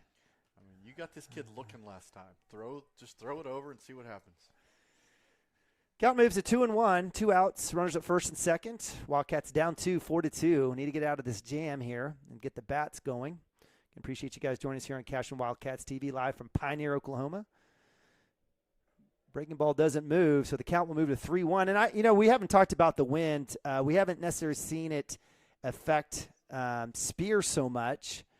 And Ben's been pretty solid thus far. I don't think those hit by pitches were a result of the wind per se, but that seemed like the first ball that may have been affected. Right down the middle. Nice, very nice. And I don't know if you guys can see it on the screen. If you look right towards where the shortstop will be playing, right over there on the other side of the fence is the flag. And it's pretty brisk right now. So full count again for Ben Harmon.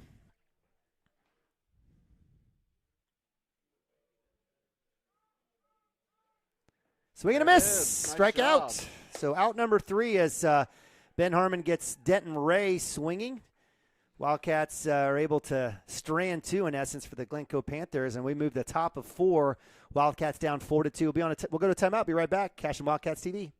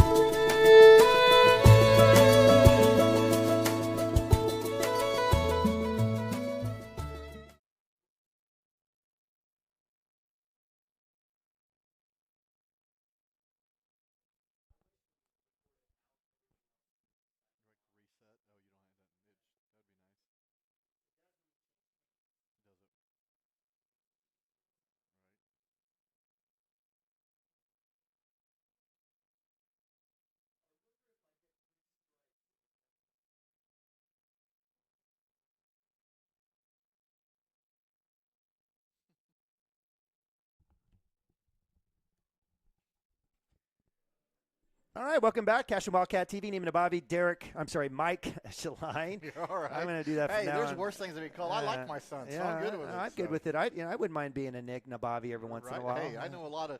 Hey, and can we brag about your son? No, for a little bit? Yes. let's talk about this inning. I have heard many young kids say they want to be like Nick Nabavi.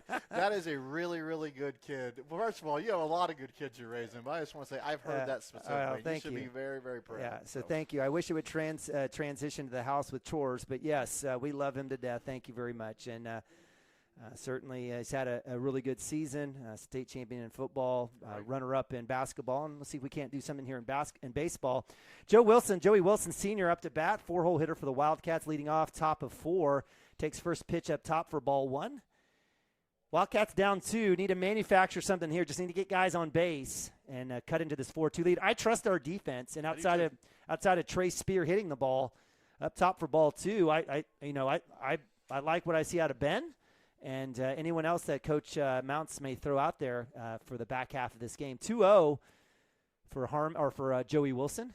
Outside for ball 3, so nice work here. This auto take here for Joey. I would think so. Oh, absolutely it is. There's no thinking. It will be. And if you're Trey Spear, you literally throw one underhand in the strike zone.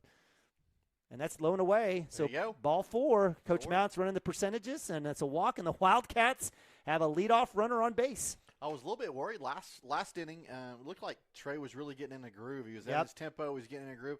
Well, now you start this inning, got a little bit cold. You never know what's happening with that ankle. You throw 4 in a row. Hey, man, let's get something going here. So. And I'll bring up Landon Lagasse for the Wildcat center fielder. Landon with a strikeout in the first inning. Wilson, no look there. Will stare at first pitch. Landon Lagasse will stare at first pitch. Strike 1. On deck is Nick Nabavi. Oh, there's that lazy thrower to first. Yes, I gotcha. Hey, I don't mind it. I think it's okay. Why put in the effort? You won't have an error. I just don't see the point. Well, if the point is to make him to get back, then there's your point. Whoa! It's a hard shot off the pitcher's glove. Does have the chance? Lagasse, does he beat it? He doesn't. So Trey Spear, with his eyes closed, says, oh, goodness, is able to deflect it. It happens to go one bouncer into the second baseman's hand, and Lady Good Luck and Fortune shining on the Glencoe Panthers here as the double play is made. And that was a good throw as Lagasse almost beats it out, and that'll bring up Nick Nabavi with 2 outs. It was. That's just bad luck. I don't know if you could see it on the video. I mean, he absolutely laces this back to the pitcher, and he gets just enough of his glove on it to send it right to the second baseman. So a 2-6-3 double play. Or I'm sorry, I apologize, 4-6-3 double play. Nabavi takes first pitch swing with a strike. Nabavi with a strikeout as well. In the second inning, he was leadoff. Starting off 0-1 with 2 outs now. Wildcats need a rally here. There's inside pitch for ball 1. On deck is Derek Shaline, son of Mike Shaline. Much better baseball player than Mike Shaline. So. Outside for ball 2. Nabavi, who got down against a Trey Spear in the second inning, is now up 2-1. That's hit off the right side, just off a little bit. Had a chance to get that one. And Nick likes to track a little bit of opposite field. He likes to get a little behind, let that thing kind of come across the plate and go right side. That will move the count to 2-2 for Nabavi. If he wants to hit it to right center right now, I'd be just fine with that. Let's see what happens here. Swing and a miss for strike 3, and that's the Wildcats. They're done. So double play, fortuitous for the Panthers. Seventh strikeout. So that'll end it here for the Wildcats as we move to the bottom of 4. Still down 2-4. Be right back right after this.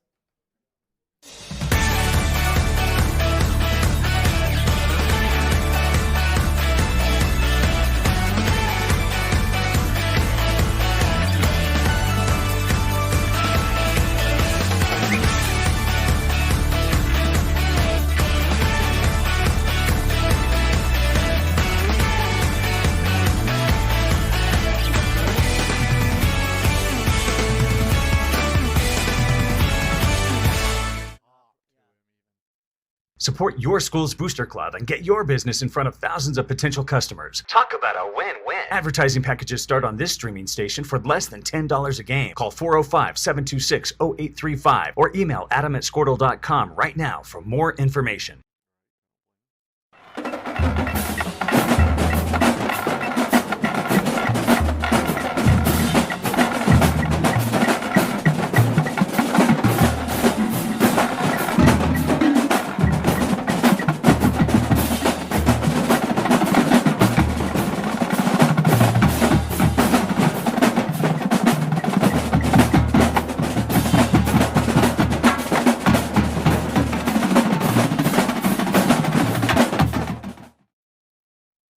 For 31 years and counting, Community State Bank has taken great pride in being your hometown bank. With branches located in Cashion, Dover, and Hennessy, CSB strives to reflect the small-town hospitality these communities are known for. Our friendly staff is here to serve you and provide one of the best banking experiences around, equipping our customers with the latest in banking technology combined with a personal, down-home relationship. Come into one of our local branches or visit us at www.mycsb.com. Community State Bank, small-town banking, the way it should be. Member FDIC.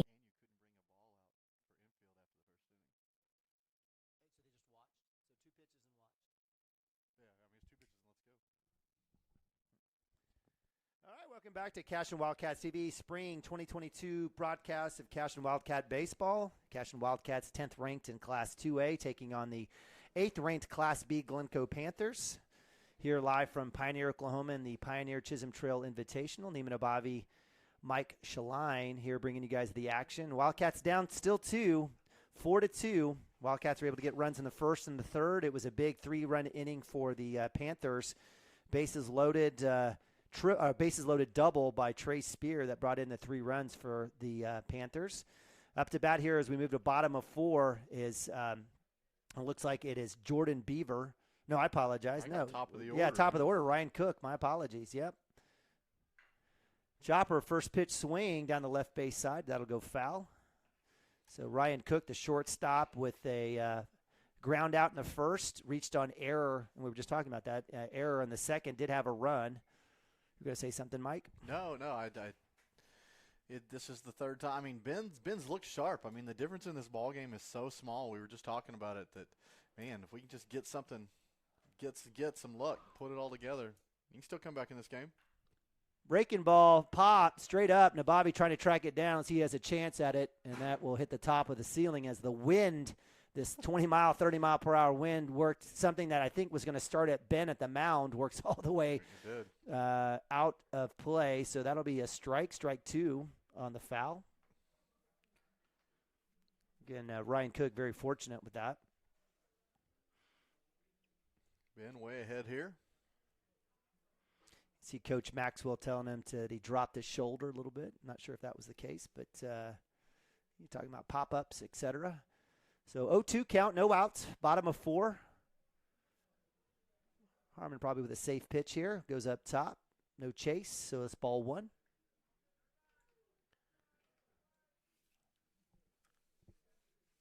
Senior to senior pitch and catching. This is fun. Yeah, we're missing a couple seniors. I know Gavin Phippen for sure.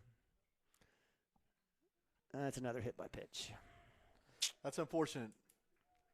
You're ahead 0-2. One of the only things you don't want to do is hit them. So that is I believe the third hit by pitch on the day. It 1, 2, 3 for Ben. And that'll move the base runner with no outs and to first base. And I'll bring up 2-hole hitter Houston Patton, the catcher, who has 2 runs, one off of a hit. Or he has also a hit and a hit by pitch in the second inning. Speaking of hit by pitch. And you know what? It's tough because you don't want to get base runners with Trey Spear, right? Coming up, right? So it's almost like some of those earlier pieces where if we could have stayed in the bottom of their lineup through this case. Right. Throw down, not inside, keeping them honest. Joey Wilson, little hidden ball trick, not working. It did a couple times last year. It did. He's probably the most successful at it that I've ever seen. So.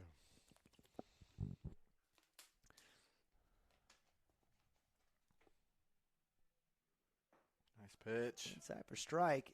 Yeah, I was about to say the scoreboard is off a little bit here, so I think it is 1-1. Maybe 0-1, but 0-1-1. So, again, Panthers with a runner at first, no outs. Harmon coming right back, swing, chop. Third base, that'll go foul. Good cover there by Preston Cotter. Just noticing the speed of the runner on first. Man, he got to second pretty fast. So if we're going to turn something, it's got to be fast.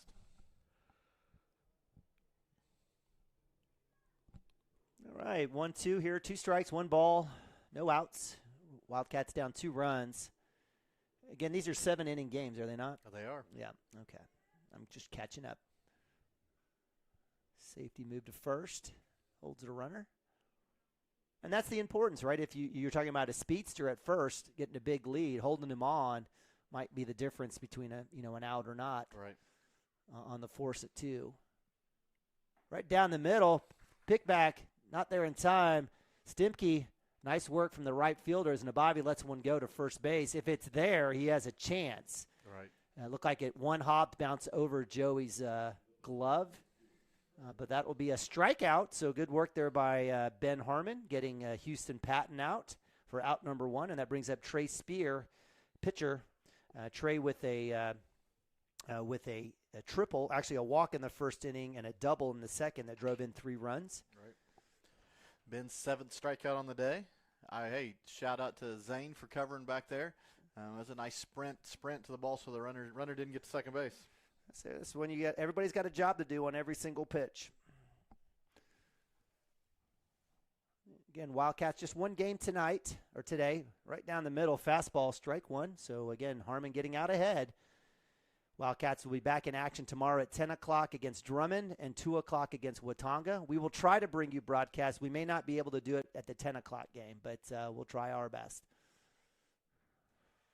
They don't call us to ask us what time the Wildcats should be playing. Does this work with your work schedule? Yeah. There's so many conference calls I can take from my car.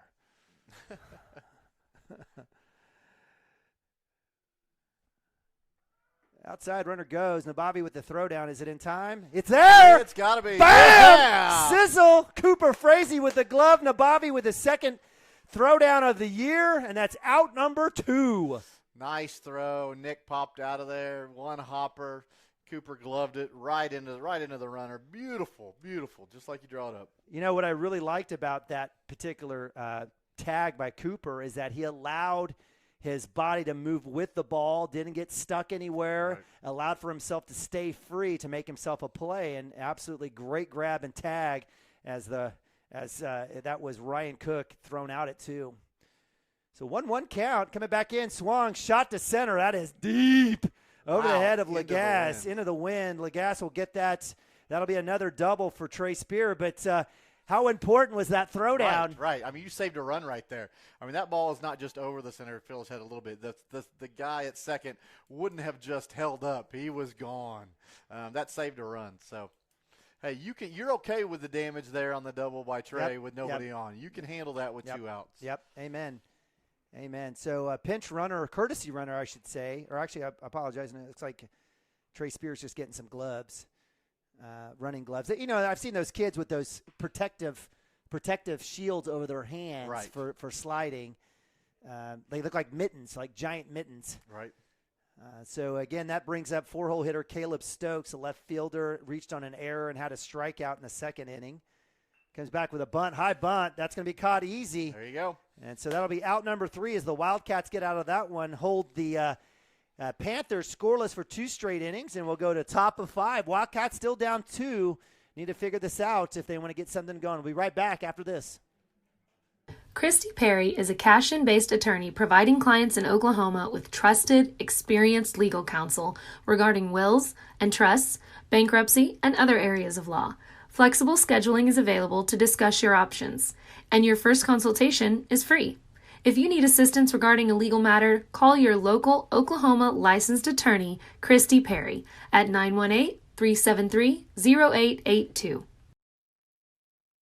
Our world is changing, but one thing is the same. We're here for you. In these uncertain times, take comfort in knowing that Modern Women of America is built for this. We are built to handle uncertainties and we've weathered many in the past 137 years, including world wars, disease outbreaks, depressions, and recessions. You may have concerns about your financial plan, but you can also have peace of mind. You got this because you have us. Hi, my name is Stephanie Woody, and I want to help you or a loved one navigate your way through understanding Medicare. It's hard getting questions answered when you don't know who to call or trust. I am local and appointed with all the insurance carriers in Oklahoma. You can trust me to help you apply for Medicare, make the right decisions based on your current financial and healthcare needs, and feel confident about your future. Act quickly. Annual enrollment period is October 15th to December 7th. Call Stephanie Woody. That's All right, welcome back to Cashion Wildcats TV. Wildcats moving to the top of 5, down 4-2. Sophomore Derek Shaline up to bat, takes first pitch strike, and give credit to Trey Spear. He's still dealing. He's done well tonight or today. Again, Derek with a, it looked like it was a pop to pitcher in the second inning at his first at bat. Got 1-1 count here.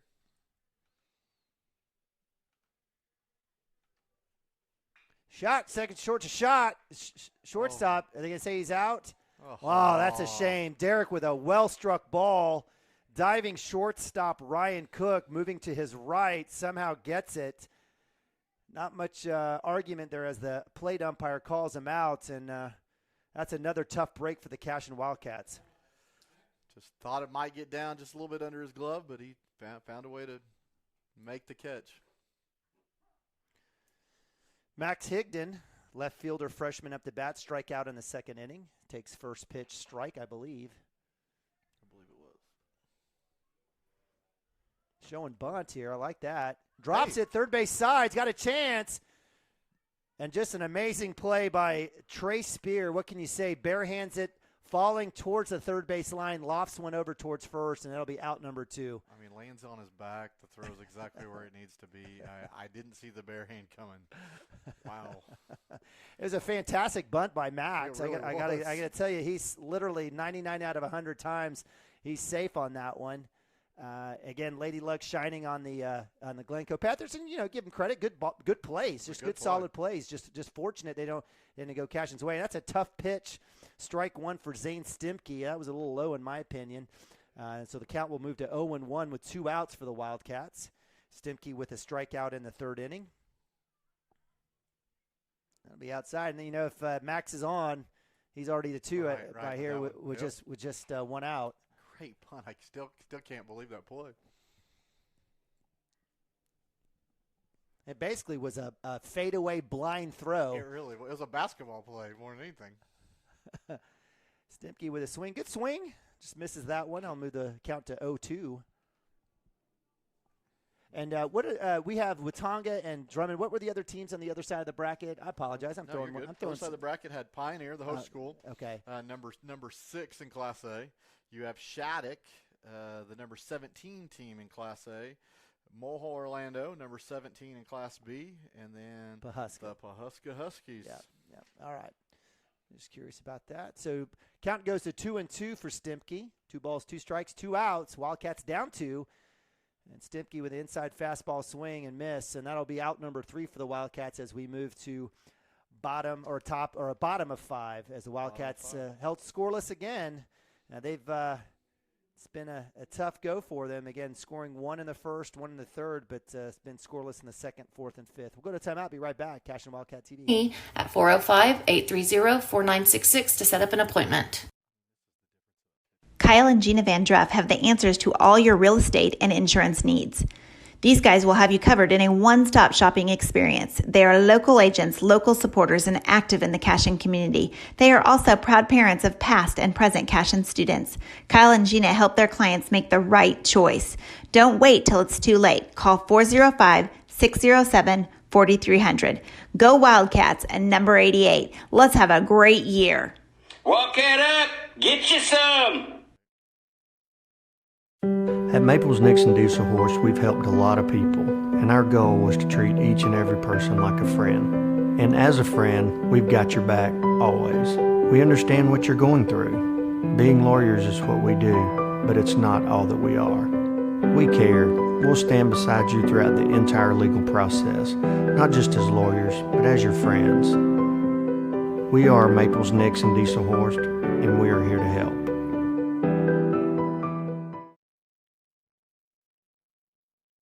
Founded by Jesse and Amy McCracken.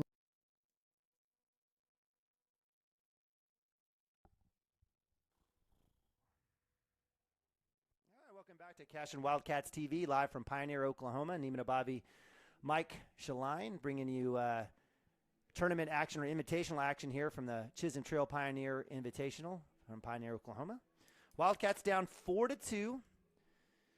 It's been back and forth outside of the 3-run shot by Trey Spear. It's been basically an even game here between the Panthers, again ranked number 8 in Class B, and the Cashion Wildcats. Wildcats only playing one other game this season, just the second game for them. It's, again, a little bit different from what we saw Tuesday night against OCA. Ben Harmon on the mound. First pitch, swing and a miss. Nice work there by Ben, getting ahead again. Jordan Beaver, the center fielder, who had a fielder's choice and a 5-3 ground out in the third, up to bat. Ben doing well today. He is. I mean, seven strikeouts. He's got ahead of a lot of batters. We just got to get him a little run support. That's all. Yep. And this is a team again that again a smaller school, plays only baseball. Right. They've been swinging the stick since August. So give credit to Ben Harmon here in his work on the mound. Another strike there, nice swing, nice fastball, moves the count to, is that 1-2, I believe? The scoreboard. Yep. We're faster than the scoreboard here in Pioneer. Good guys working next to us. They gave us plenty of room here in the press box. It's fantastic. So 1-2 is the count for Ben Harmon. Trying to get that first out against Jordan Beaver here. Straight up. Looks like Joey with the catch, as that wind is horrific. That thing hung up there forever. Gets the first out, and Wildcats get what they need to. Is lead off here in the fifth is out on a pop. Brings up Logan Virostek, first baseman, 2 Ks on the day in the first and the third. Let's make that a hat trick for Ben Harmon, hopefully. I'm okay with that.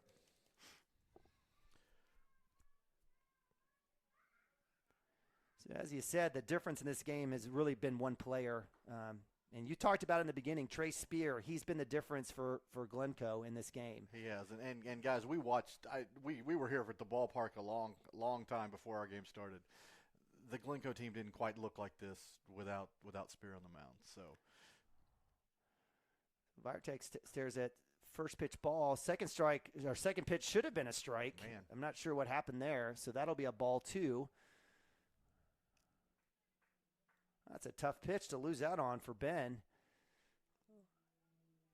And we do appreciate our umpires. We can't have the game without them. That's for sure. Officials are great.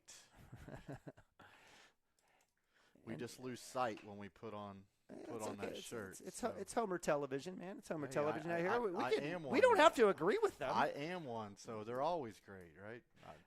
3-0 count, Virostek with the stares at strike 1. So a little odd, probably most likely a take there for Coach Maxwell and a batter.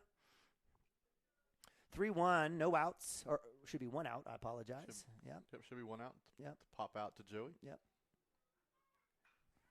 One nice little breaking ball swung on by Virostek. That's fouled off left. So move back, full count. So give credit to Ben Harmon fighting back here. There you go, 2-2. Come on.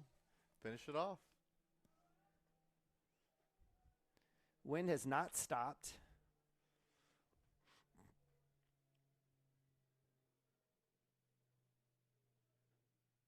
And that's outside for ball 4. So that'll be a walk for Ben. And that'll send Virostek to first. And that'll bring up Jackson Whedon, third baseman. Jackson in the second inning had a strikeout, had a hit in the third. And let's see what Ben will do here with 1 out and a runner at first. Right back in. That should be a strike. It's not. Called a little high, I guess. Zone getting smaller here. Usually gets a little bit bigger as the game goes on. So. Yeah, you would think. But maybe he wants to get going. Maybe he's like, yeah, we're done with this Cashion Glencoe game. Inside. Bobby with the throw to first. No runner. Good job by Stimke again. Well, you never know. So I'm sure these umpires they know this day has drug on a little bit. The first game of the day was a 3-hour ball game. A little bit different than this one. Our game's 4-2. That game was 21-14. Wow. So that's why if you guys are hanging on with us, we appreciate it. This was a 2 p.m. start. Didn't get done or started till 4, so we appreciate you guys hanging in with us.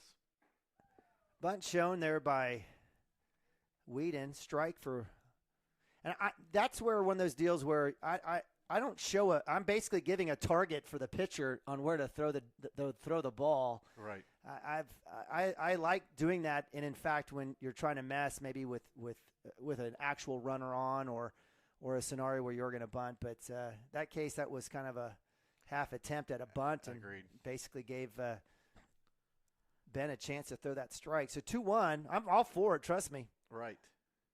Comes up top. Doesn't get the snap on that break.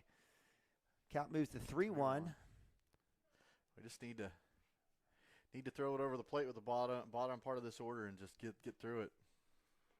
Ben's had a few full count opportunities. 3-1 here. Let's see if he can't get back to another one. Maybe a throw down to first here in the books.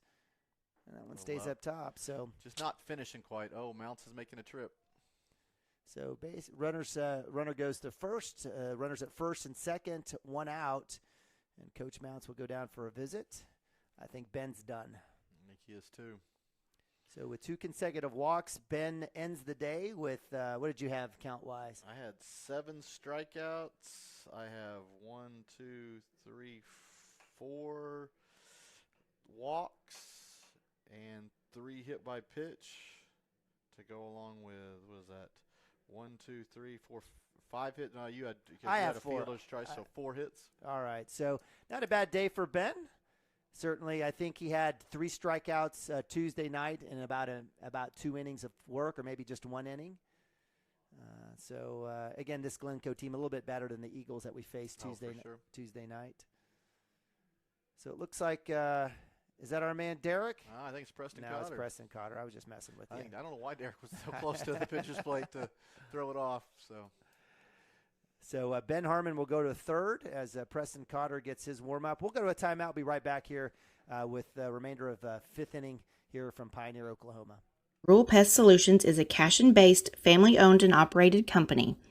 Our focus is on providing the highest level of customer service while effectively treating many common invaders, including spiders, ants, roaches, mice, mosquitoes, fleas, ticks, and termites. Flexible scheduling and superior customer service are our top priority. Call us today to schedule your appointment. 405-283-6565. Cashion FBC is a church seeking to grow in Christ and our love for the body of Christ. With ministries from children to youth to adults, we strive to present the gospel in an engaging and meaningful way. Sunday school meets at 9:45 a.m. and worship starts at 11 a.m. Children and youth meet on Wednesdays at 6 p.m. Please check our website.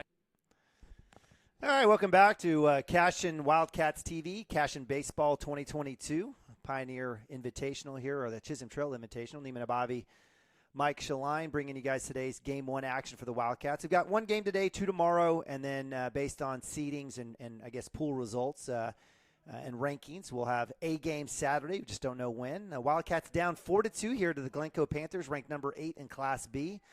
Throwing their stud Trace Spear on the mound today. Ben Harmon, good work being taken out in relief here as junior Preston Cotter is on the mound. Comes in first pitch fastball. We like seeing that. So good start. That's why they brought you in. So with runners at first and second for the Glencoe Panthers off of a couple of walks. Wyatt Manning, the right fielder, up to bat. Wyatt with a hit by pitch in the second. Does score a run. Had a walk in the third. That one's in the dirt. Good job of Nick looking at that runner at second. He thought about taking off. Nick stared him down. He said, nope. And we're in the 5th inning, are we not? We are, bottom 5. Okay. For some reason, my score sheet's all off for the Cashion side, but it is what it is. So 1-1 count here for Cotter. No outs. Runners at first and second. That one's a little low. Looks like trying to guide that one. So 2-1. I'd take a double play right now for sure. Absolutely. Well, even bottom of the order, I'll take just anything in play right here to get it out. That should be a strike. Oh, thank you, sir. It is. Good spot. So count moves to 2-2. We do have one out. Scoreboard here doesn't have that listed. So if you're watching from home, that's your advantage. Wind still moving in a little bit, not as tough. Inside pitch.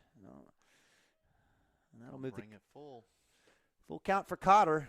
I just say, man, just throw one down the middle. Right. Just trust it. What do we have to lose? I know we're down 4-2 here, and I've got runners. But the wind blowing in, it's going to have to be a really big hit to get that runner from 2. There it is. Oh, yes. Delayed call for sure. A little bit of excitement there by the umpire. So nice strikeout there for Cotter. He gets his first one. That's out number 2. So nice work there by the junior, bringing it back. Good action there on that pitch. And that'll bring up a 9-hole hitter, Denton Ray, the second baseman. Denton with 2 strikeouts on the day. Cotter a little outside. Nice job, Nick. Nick with the backhand glove holds the runner at 2. Ball 1.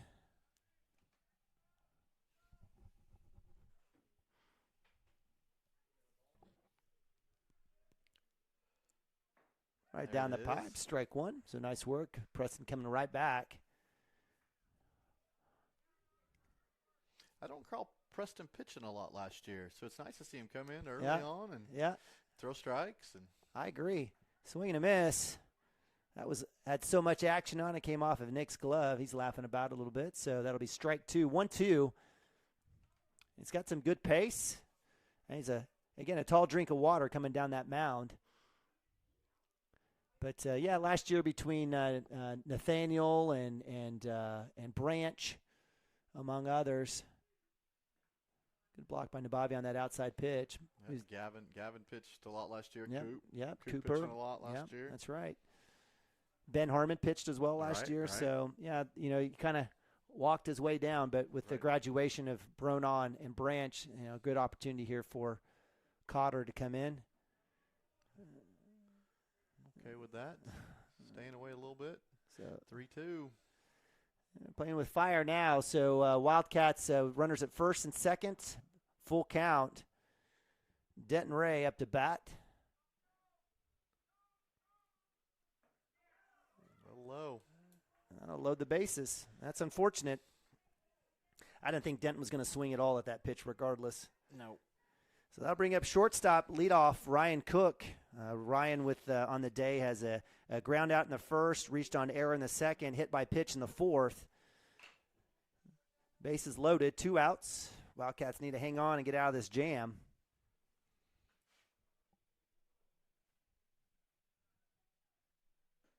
Nice stop by Nick.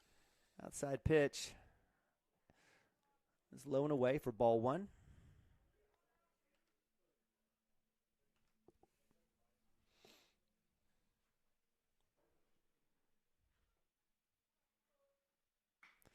Big hit. Left center. It's deep. We got guys. There's the catch made. Landon Gass drops it in his glove. That'll score 2. Cooper Frazee on the cut into the pitcher, and that'll be a 2 RBI double for Ryan Cook. That hung up a little bit, and it makes you wonder how much talking was going on out there. I think if it was loud enough, I think Landon could have had that. So we'll count that as a hit, I guess. Yeah, but you got to give it a double, I guess. Yeah, it'll be a double there, and that'll bring up Houston Patton, the catcher.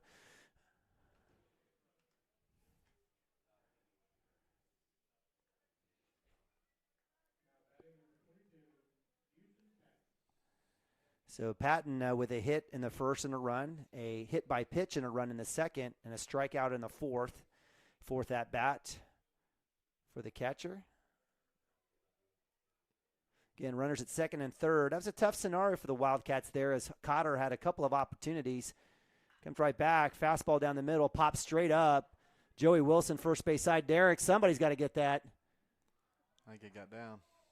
And that will drop. Looked like Wilson lost it. He gave up on it. Looked like he had a chance to get there. Derek showing some good wheels getting over there. Looked like he had a chance. We lost it. We couldn't see it based on the dugout, so that'll be a foul ball, strike one.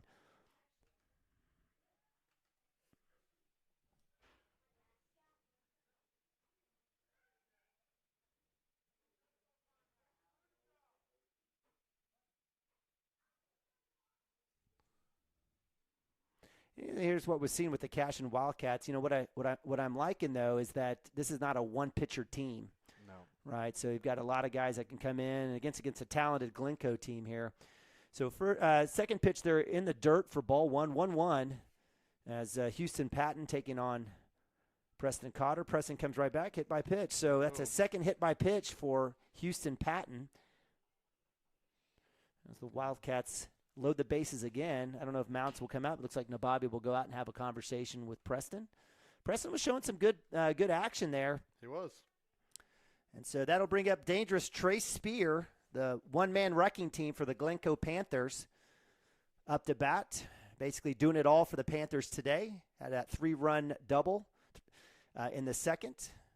He's pitched extremely well and had an amazing fadeaway, no-look, bare hand throw on Max Higdon's bunt to get to first base. And it was on target. It wasn't like it was a massive grab by the first baseman. He just stood there and took it. I mean, earlier he had a deflection off his glove that turns into double play, so he's got assists all over the place.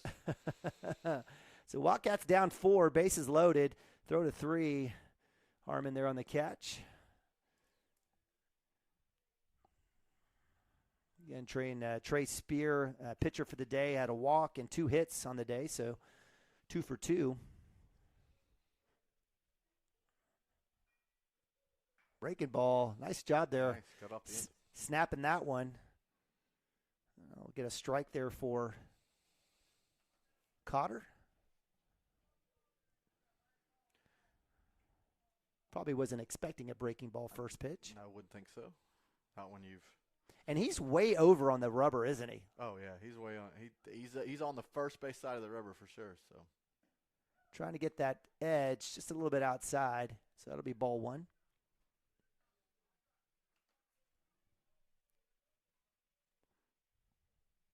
See that wrap on Spears' back leg. I'm surprised they let him run the last few innings.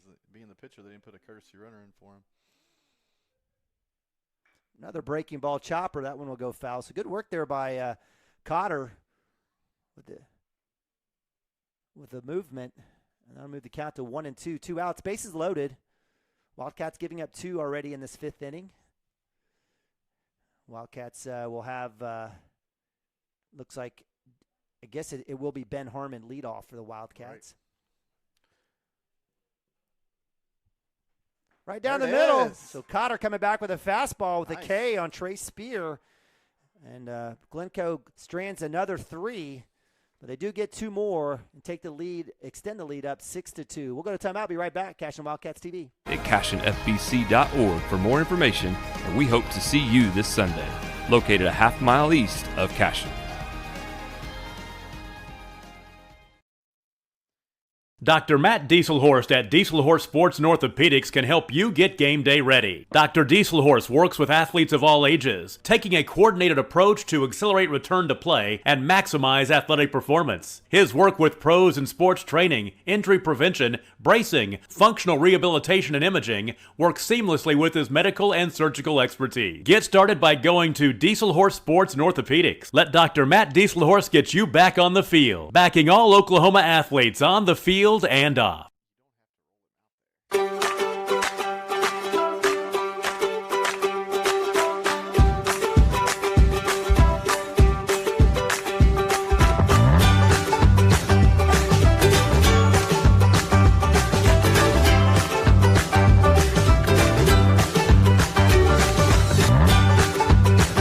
Stream with Oklahoma's #1 high school streaming service, Squirtle.tv. Find out more at Squirtle.com/stream. Legacy Insurance and Financial Services is proud to be on Main Street in Cashion, Oklahoma, supporting our Wildcats while riding business throughout Oklahoma and surrounding states. Legacy agents who share over 40 years of experience will shop many carriers to fulfill all of your insurance and investment needs. We welcome face-to-face meetings, but if your needs require an online virtual relationship, we are versed at those too. Let the team of Chris Gibson, Chris Cochran, Aaron Phoenix, and Christina Branson at Legacy Insurance and Financial Services help you build your own legacy, one you will be proud to live. All right, welcome back to Pioneer, Oklahoma. Pioneer Invitational here. Top of 6, Wildcats down 4, 6-2. Ben Harmon lead off the Wildcats here in the top of 6. Takes first pitch, swing, strike. And it's been Trey Spear. It's been the man of the hour for the Glencoe Panthers. He's done it all for them. Behind the plate, pitching. He's working through 6th inning here. Harmon with the bunt, left side. Let's see if we have the backhand here on the ground. Trey Spear misses. Could have been an interference on the first baseman. So nice work there by Ben Harmon with a bunt to lead off the Wildcats here, top of 6. There you go. There you go. Hey, bunt. Spear tried to make an athletic move again. He got it to the second baseman coming over. I'm not quite sure why the catch wasn't made, but it went past him anyway, and Ben's standing at second base, so we'll take it. Amen. So do we count that as an E2 or E3? I apologize. You want to give him the hit? In this case, it's E4 because it's the second baseman covering. So, okay. yeah, I'm going to give the error on the second baseman. So. Okay. So we'll go E4 for Ben Harmon as he makes it to second base on the overthrow. Now bring up Cooper Frazee. Cooper reached on an error and had a run, had a hit and a run in the third. He's been a lot of the offense for the Cashion Wildcats today. Stares at first pitch, and that was low. That was not a strike, but we'll give credit to Trey Spear fooling the umpire. So strike one for Cooper Frazee. If there's anybody that's not afraid to go after him, it's Cooper right here. So, there you go. That one will bounce off the catcher, off the wall, and that'll move Ben Harmon. As Carter's just trying to get out of the way. Man. And he didn't make an attempt to try to mess up what was happening there. Just trying to get out of the way. And it is a brick backstop here. Not only is it shallow, and we're shallow at Cashion, but we've got that padding. This brick backstop is hard one to play off of. So 1-1 for Frazee. No outs. Ben Harmon at 3. Up top for ball 2. So good eye there by Cooper. And a base hit will bring a run. Wildcats a little rally here. Definitely need to get a few runs here and see what can happen here in the 6th and 7th inning. Just 6 outs left. Shot. That's drop over the short. That'll be an RBI. So credit Cooper Frazee with another hit. Wild throw into first. No one cover. Cooper has a chance to go to third. Mounts holds him up, and that will get him to 2. So the Wildcats dealing here. Nice. Single line drive to left field. RBI. So Cooper makes it all the way to 2, and that'll bring up 3-hole hitter Preston Cotter. And here, I guess, Coach Maxwell, something to think about here. Wildcats, again, cutting that lead. Inside pitch. That's ball 1. There you go. Hey, it always worked last year. Brona, we'd always go, "Welcome back, Mr. Cotter," and it always seemed to work. So we're going to say it this time, and hopefully Preston can find a hole. Woo! Fastball up top. That's a swing and a miss for Cotter. It's Mr. Cotter. Mr. Cotter. Yeah, that's right. Welcome back, Cotter. Patrick Brona used to request it every time. 1-1 in the dirt low for ball 2. Cooper Frazee, no one holding him at 2. I guess Coach Maxwell and the Panthers. Well, there we go. We've got second baseman coming over, taking a peek, barely. Up top. Man. Up, I thought. Man, that zone getting big for the Wildcats. It's getting late. So 2-2. 2 strikes, 2 outs, no outs. Wildcats getting a runner in. Hit by a nice little stroke there by Cooper Frazee. Preston Cotter, 3-hole hitter. Chopper towards third. Coach Mounts there showing off his bare hand skills. So Cotter fouling that one off. There you go. Battling. Count stays 2-2. Cooper's really working these people over there. If he can suck them in, it opens up a hole for Preston on this left side. Stares at I want to take a swing at that one, Preston. So that's a K and out number 1. And that'll bring up Joey Wilson, the senior. And Preston had a good chance there. He did. So on deck is Landon Lagasse. So Wildcats with Wilson and Lagasse here trying to get Cooper Frazee in and around on a score. Up top for ball 1. And, Trey Spear still showing a lot of speed, but his control is definitely waning here in the later innings. Let's hope it stays His that way. misses are bigger. The zone's bigger as well. Inside, strike. Oh, there you go. Frazee up top, wild pitch, wild throw to 3, and that will come around as Frazee scores on another wild throw. Man. It's called base running and making it happen right there. That's right. And, good things happen when you get on base. Just get on base. It does. So I can't believe he called that strike. So Joey's staring at 1-1 count here, 1 out. Wildcats plating a 2 here in the top of 6. Score goes 6-4, and a lot of what-ifs in this game already. That's low and away. Should be a ball. I mean, I can't help but look at this being a 2-run ball game, and you look at 9 Ks and only 1 walk, and that's a huge difference in the ball game. I mean, it's the free base runners. So inside, he's like that inside pitch. Joey's shaking his head. He didn't like that. So 2-2, another 2-2 count here. I don't think Joe's going to be sitting on anything that comes across. He's going to take a healthy hack, and that's a hit by pitch. That'll work. I like it. The 2-strike hit by pitch when it's on our favor. So Joe makes it all the way down. Let's see if Coach Maxwell says anything here, and he doesn't. He's going to leave his man out there. I guess, again, in essence, as he said, that may be the only guy that they have. Well, maybe you didn't necessarily say that. I may be saying that for you. I'm going to put words in your mouth. So runner at first for the Wildcats. Again, Cooper Frazee coming all the way in on that. There it is. Joe showing the slow-mo run back to first as well, holding his pose there. Little comedic relief there from my man Joey Wilson. Landon Lagasse up to bat, Landon with a K and a fielder's choice. Inside, are they going to call check swing? So that'll be ball. Okay. They're not going to ask for it either. So Man, I'd love to see that like I've been calling it. Come on, right center. Lagasse is the guy to do it. Nabavi on deck. Joey Wilson on 1. Up. He likes that outer half up. He did. That was a little bit high as well. We'll give him the strike. So 1-1 for Trey Spear going up against Landon Lagasse. 1 out. Wildcats down 2, 6-4. Chopper, it's going to move Wilson if it stays fair. It doesn't. I'll go foul ball. So 2 strikes for Lagasse. Good to see Landon kind of get a piece of that.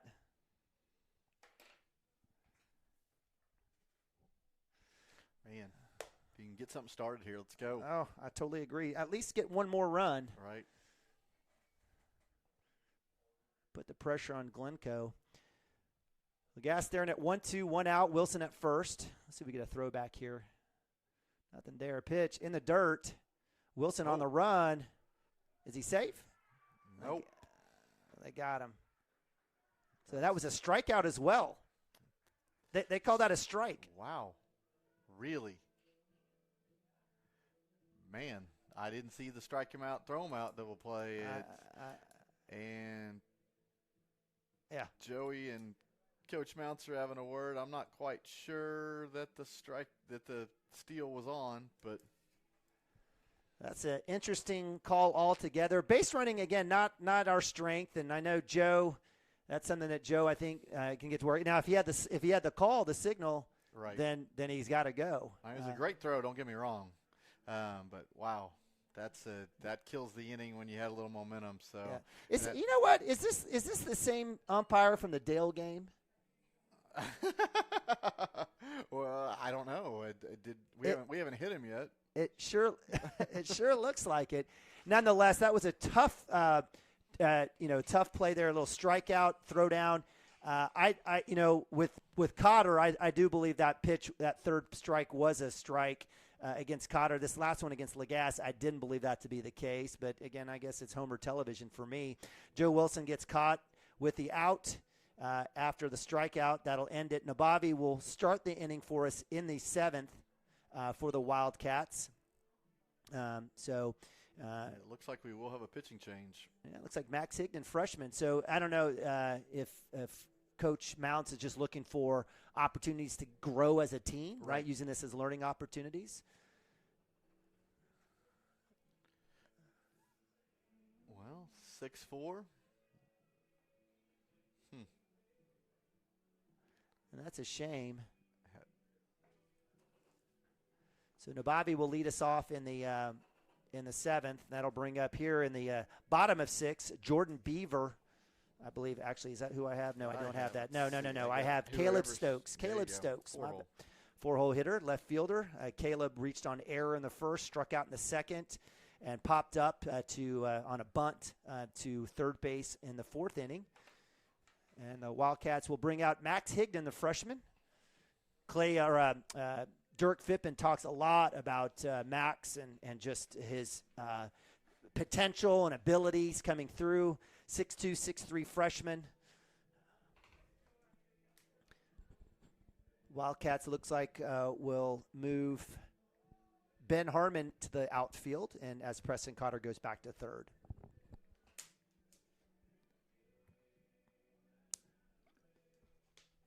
Wildcats having an opportunity, chipping away. I didn't hear it. I tried. I couldn't hear you that time. Check. Oh, I can hear you now. I can hear you now. All right. Happens sometimes, technical stuff. Getting some text here about Pioneer umps. Certainly the case. I'm telling you, that is the Dale umpire. I'm going to have to ask Coach Mounts if you guys don't remember that Dale game from last year where first pitch he gets hit in the hand. And basically had a strike zone as Dirk said, the size of a Pringle can. Right, I'll never forget and that. I think there may have been 15 walks in the first inning. I know it was double digits as far as scoring. And at that point, we all should have just packed up and left and basically told the umpire to go home. So we start bottom of 6. Max Higdon, first pitch. It looked like a good pitch to me. Maybe a little bit outside for ball 1. Again, the freshman coming in relief of Preston Cotter. Ball 2.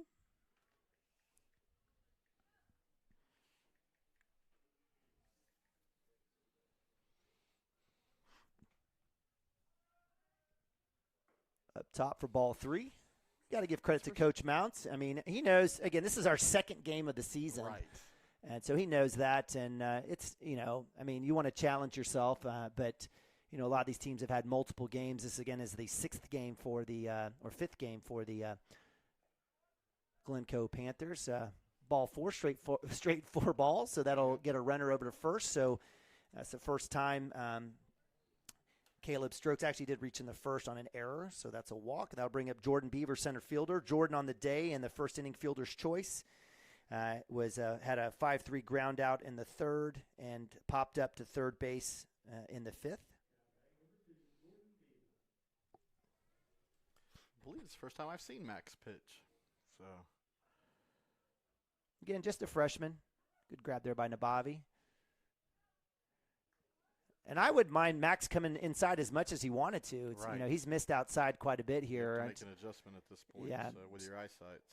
So 5 straight balls for Max. Big target inside, Nick. Let's see what happens.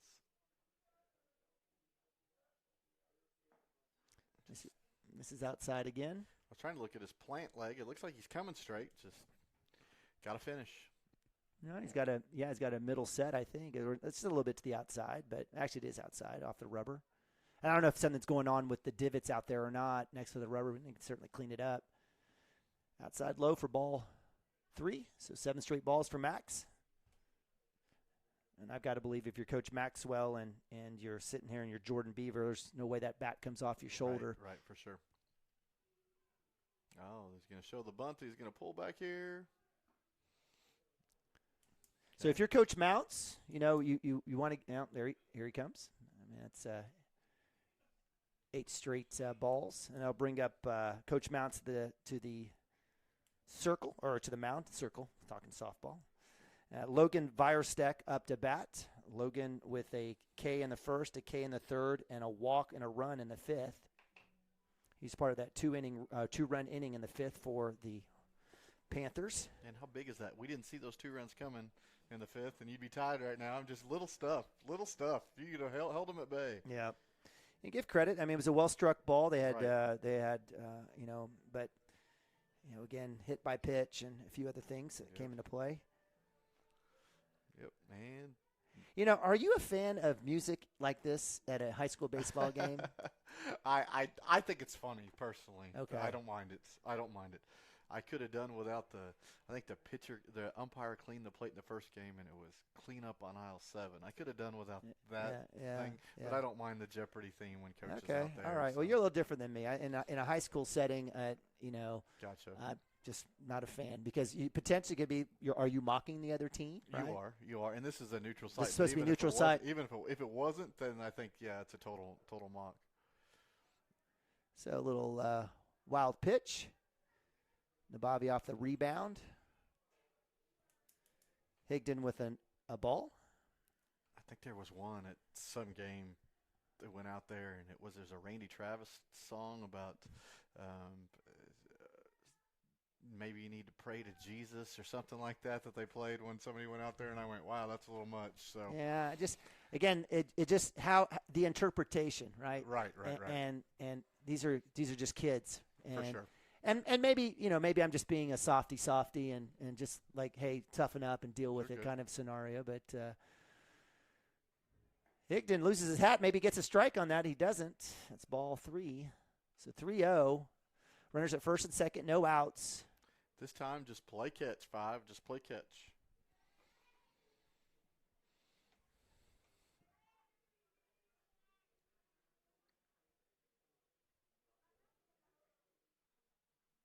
There we go. There you go. Gets a cheer from the crowd, I think both sides. There you go. Everybody just wants to see good baseball, that's all. That's right. It's 3-1. Let's see if that gets Max unhooked here a little bit. Inside, that's ball 4. Bases loaded. Okay, well, looks like coach is making another trip. It's the second one this inning. He done. So he will have to make a pitching change. Well, I mean, and those things happen, right? I mean, a younger player, right, coming out. I think this is his first varsity trip to the mound. Is that true? I think that's true. Oh yeah, I haven't seen him in a varsity game yet. So he'll get the hook there, and it looks like is that Drake? Drake Woody, maybe. Yeah, looks like another freshman for the Wildcats. I don't see. I guess Mountain Essence waving the white flag. In essence, not to take anything away from Max or Drake, no. but he could have easily gone to several other guys if he wanted to go for the win, but wants to save pitching. Right. For that. Hey, let's see a new young arm. I mean, it's early in the season. So Drake Woody, little Mundell Farms product. Older brother Jacob playing a little basketball and baseball at Southwest Christian. Nice. Drake a freshman. As part of that 8th grade group coming up, doing a lot for the Cashion Wildcat junior high team. Now get his chance out here, first chance on the bump. I don't know if Lee is here. If Lee is here or not. If he's not, hopefully he's watching from home. There you go. And sometimes change of pace, change of delivery style. Absolutely. Those things can kind of absolutely help you out. And no pressure for Drake. Coming in, bases loaded, right. He can say, hey, that's Max's deal, not mine. I just got to come out here and throw some strikes. Absolutely. Getting some word out on the mound, asking questions. Hey, it's a learning experience right now. So, hey, he may come down here and shut it down. Shut it down, have Nick come up, and see what happens. Let's see what happens. I'd love to see it. I'd love it. Maybe even a couple of fielder choice forces or somewhere, and K here or there. I'll take it. All right, so we've got Drake Woody on the mound. No outs, no strikes, no balls. Bottom of 6th. Wildcats down 6-4, I apologize. Up to bat is the third baseman, Jackson Whedon, who had a K, a hit, and a walk on the day. Also has a run. First pitch, gets a strike, so there you go. See? Let's see. Infield, looks like the corners are in just a little bit. Maybe play at the plate. That's to be expected. coming home for the force. Keep that run from coming in. Oh, swing. I'll take that. 0-2. Drake coming up high and inside, getting Jackson Whedon on the swing.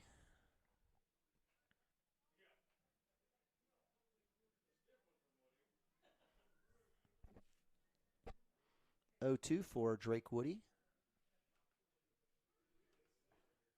And strike three. Get the strikeout. There you go. He said, "Hey, I may be a freshman. I can throw strikes all day. Here we go." Well, and Mount's, Mount's probably working the opposite way to the umpire, saying, "Hey, if your zone's going to get massive for us, against us, you want to stick around. We'll figure this out." Right. So out number one. Good work there by the freshman Drake Woody getting an out. Looked good there from here. Came across the plate. Looked like it could have been a strike. Again, that's number 5, Wyatt Manning, the right fielder. Wyatt on the day, hit by pitch, scored a run in the second, walked in the third, and had a strikeout in the fifth.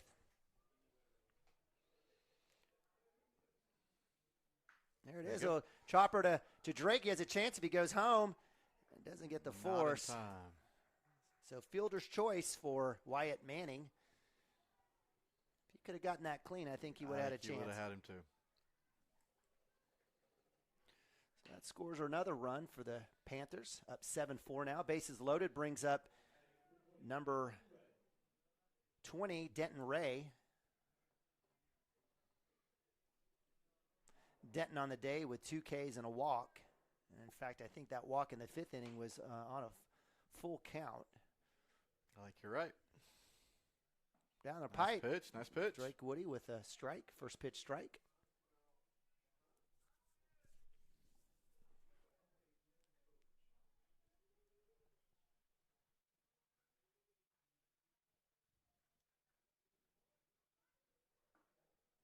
Little high and inside for ball 1.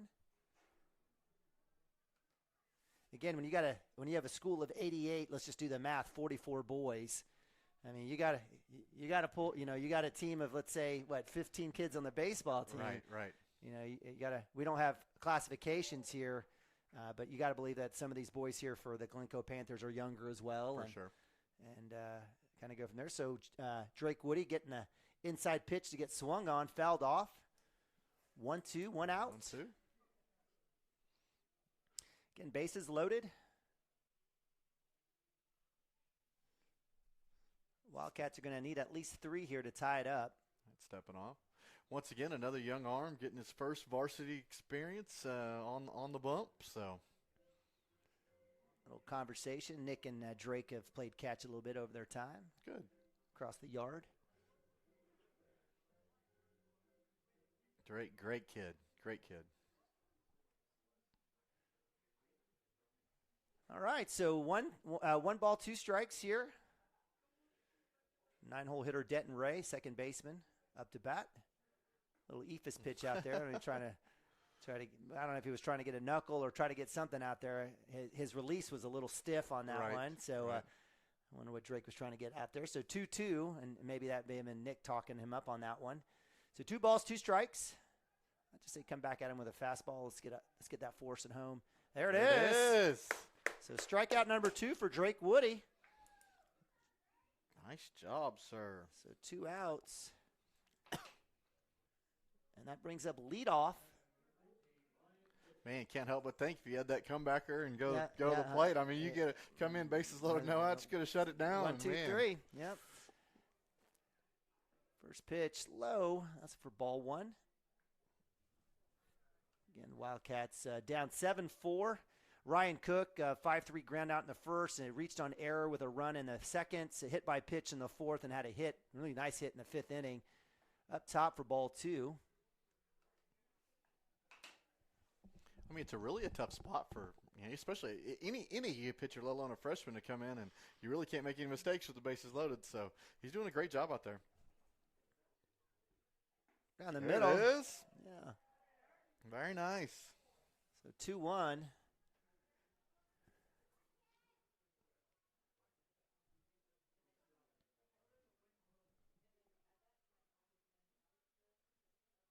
Up top, ball 3. All right. Find the zone here. You'll be all right.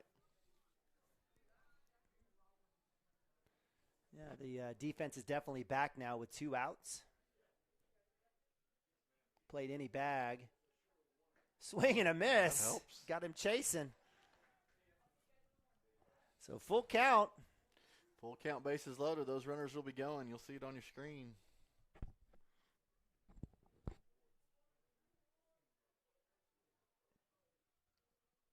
That's in the dirt for ball 4. That'll bring in a run as Jordan Beaver comes in. Add another run for the Panthers as they extend the lead 8-4. And that'll bring up Houston Patton, catcher, as a hit and a run in the first, hit by pitch and a run in the second, strikeout in the fourth, and a hit by pitch in the fifth.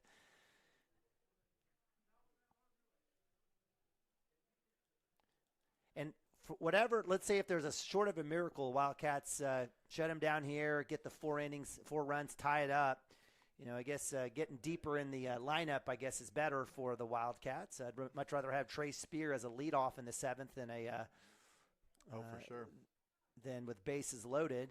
First pitch, ball. Here's a stat for the game. Let's hear it. 13 either walks or hit by pitch. That's a lot of base runners. Oh, goodness. Up top, ball 2. Drake just needs to come down the mound a little bit on that one. His finish is a little high. I'm no pitching expert. I'm just talking from as a dad. And Drake's not wearing any cleats, no spikes. He is not. That's kind of hard on the dirt, kind of hard to plant.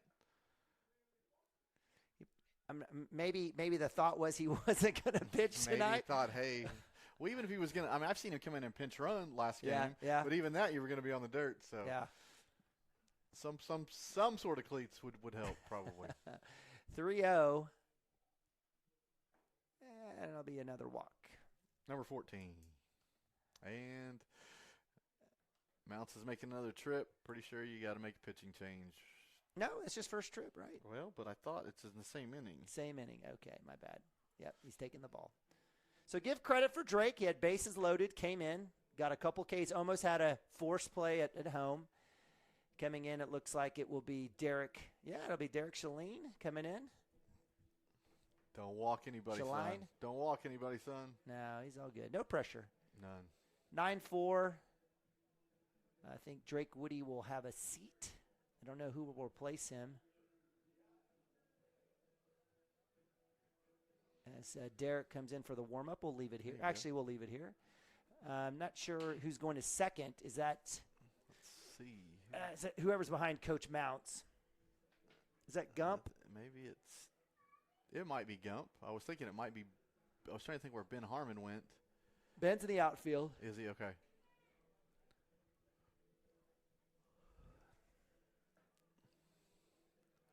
Well, this will be interesting. Bases loaded. Bringing up Trey Spear. And these guys used to play together, so no pressure there. I just say don't give him anything to hit. Right, that's what I'm saying. Without the walk. Yeah, I'd even take a walk. Hey, that was a good breaking ball there, though. Well, this game had good pace for a while. It did. And, you know, Coach Mounts made the decision, right? He made the decision. And so I think it was the right decision where we are in the season. Right. You can't worry about rankings and win-loss right now. No. You got to get your team tuned up. You got to get them in a position where you're working through and you're giving yourself a chance to win the next day. You are. Right? I mean, I don't know if Mounts, you know, I would say, would you say Cooper's our ace right now? Who's our? I would say Cooper. So he didn't throw our ace. They threw their ace. Right. So I mean, you're looking at winning 2 games tomorrow, winning your game on Saturday, going 3-1. Right. I mean, 4-1.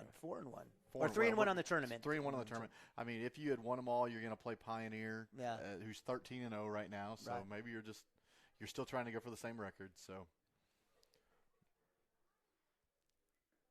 first pitch ball. No runner. Way low. Get it up.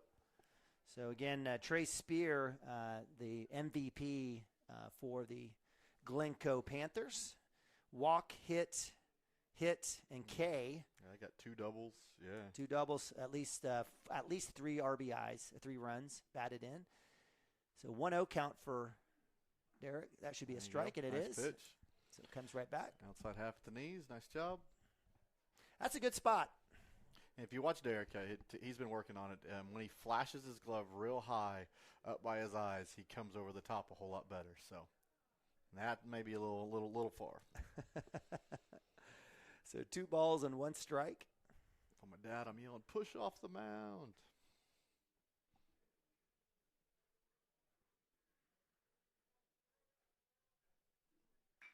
Right back at him off his heel. You're talking about bad luck today. Goodness gracious. I hope he's okay. He'll be okay. He's got to work it out. And that's it. And that's your ball game. So another run comes in. 10-4, 6 after 6, I guess. I guess is what the tournament rule. That'll go to final here as the Cashion Wildcats fall to 1-1 on this season. 10-4 loss to the Glencoe Panthers. Last thoughts before we sign off? Man, just too much free baseball. It was real close for a while. I mean, you're right in it, and you got to limit the amount of free base runners. We can take hits, we can take all the other stuff, but it's hard to overcome. All right, so appreciate you guys joining us here as the Cashion Wildcats move to 1-1, lose first game here, but they're back in action tomorrow against number 10, or what was the rank? Apologize to Drummond. We'll get it. I think number 15. 15th ranked Drummond in Class A, who did lose to Glencoe, and they also have Watong in the afternoon. So hopefully the Wildcats can go 2-0 tomorrow and have a chance to be in the second place game Saturday. Against whoever's in Pool A. So we appreciate you guys joining us for Derek Shaline. For Mike Shaline, I'm Neiman Ababi. Appreciate you guys joining us here on CWTV. Cashion Wildcat Baseball, or Cashion Wildcat TV Spring Baseball. Join us tomorrow. Hopefully we'll have an opportunity with the first game. I don't think it's going to happen, but maybe with the second one. But I do believe the fine folks here at Pioneer will be broadcasting the games with no play-by-play. Sounds like they have been, so yes. we may have a chance to be able to watch this tomorrow if you can't make it out. So, again, appreciate you guys joining us. Go Cats, and God bless.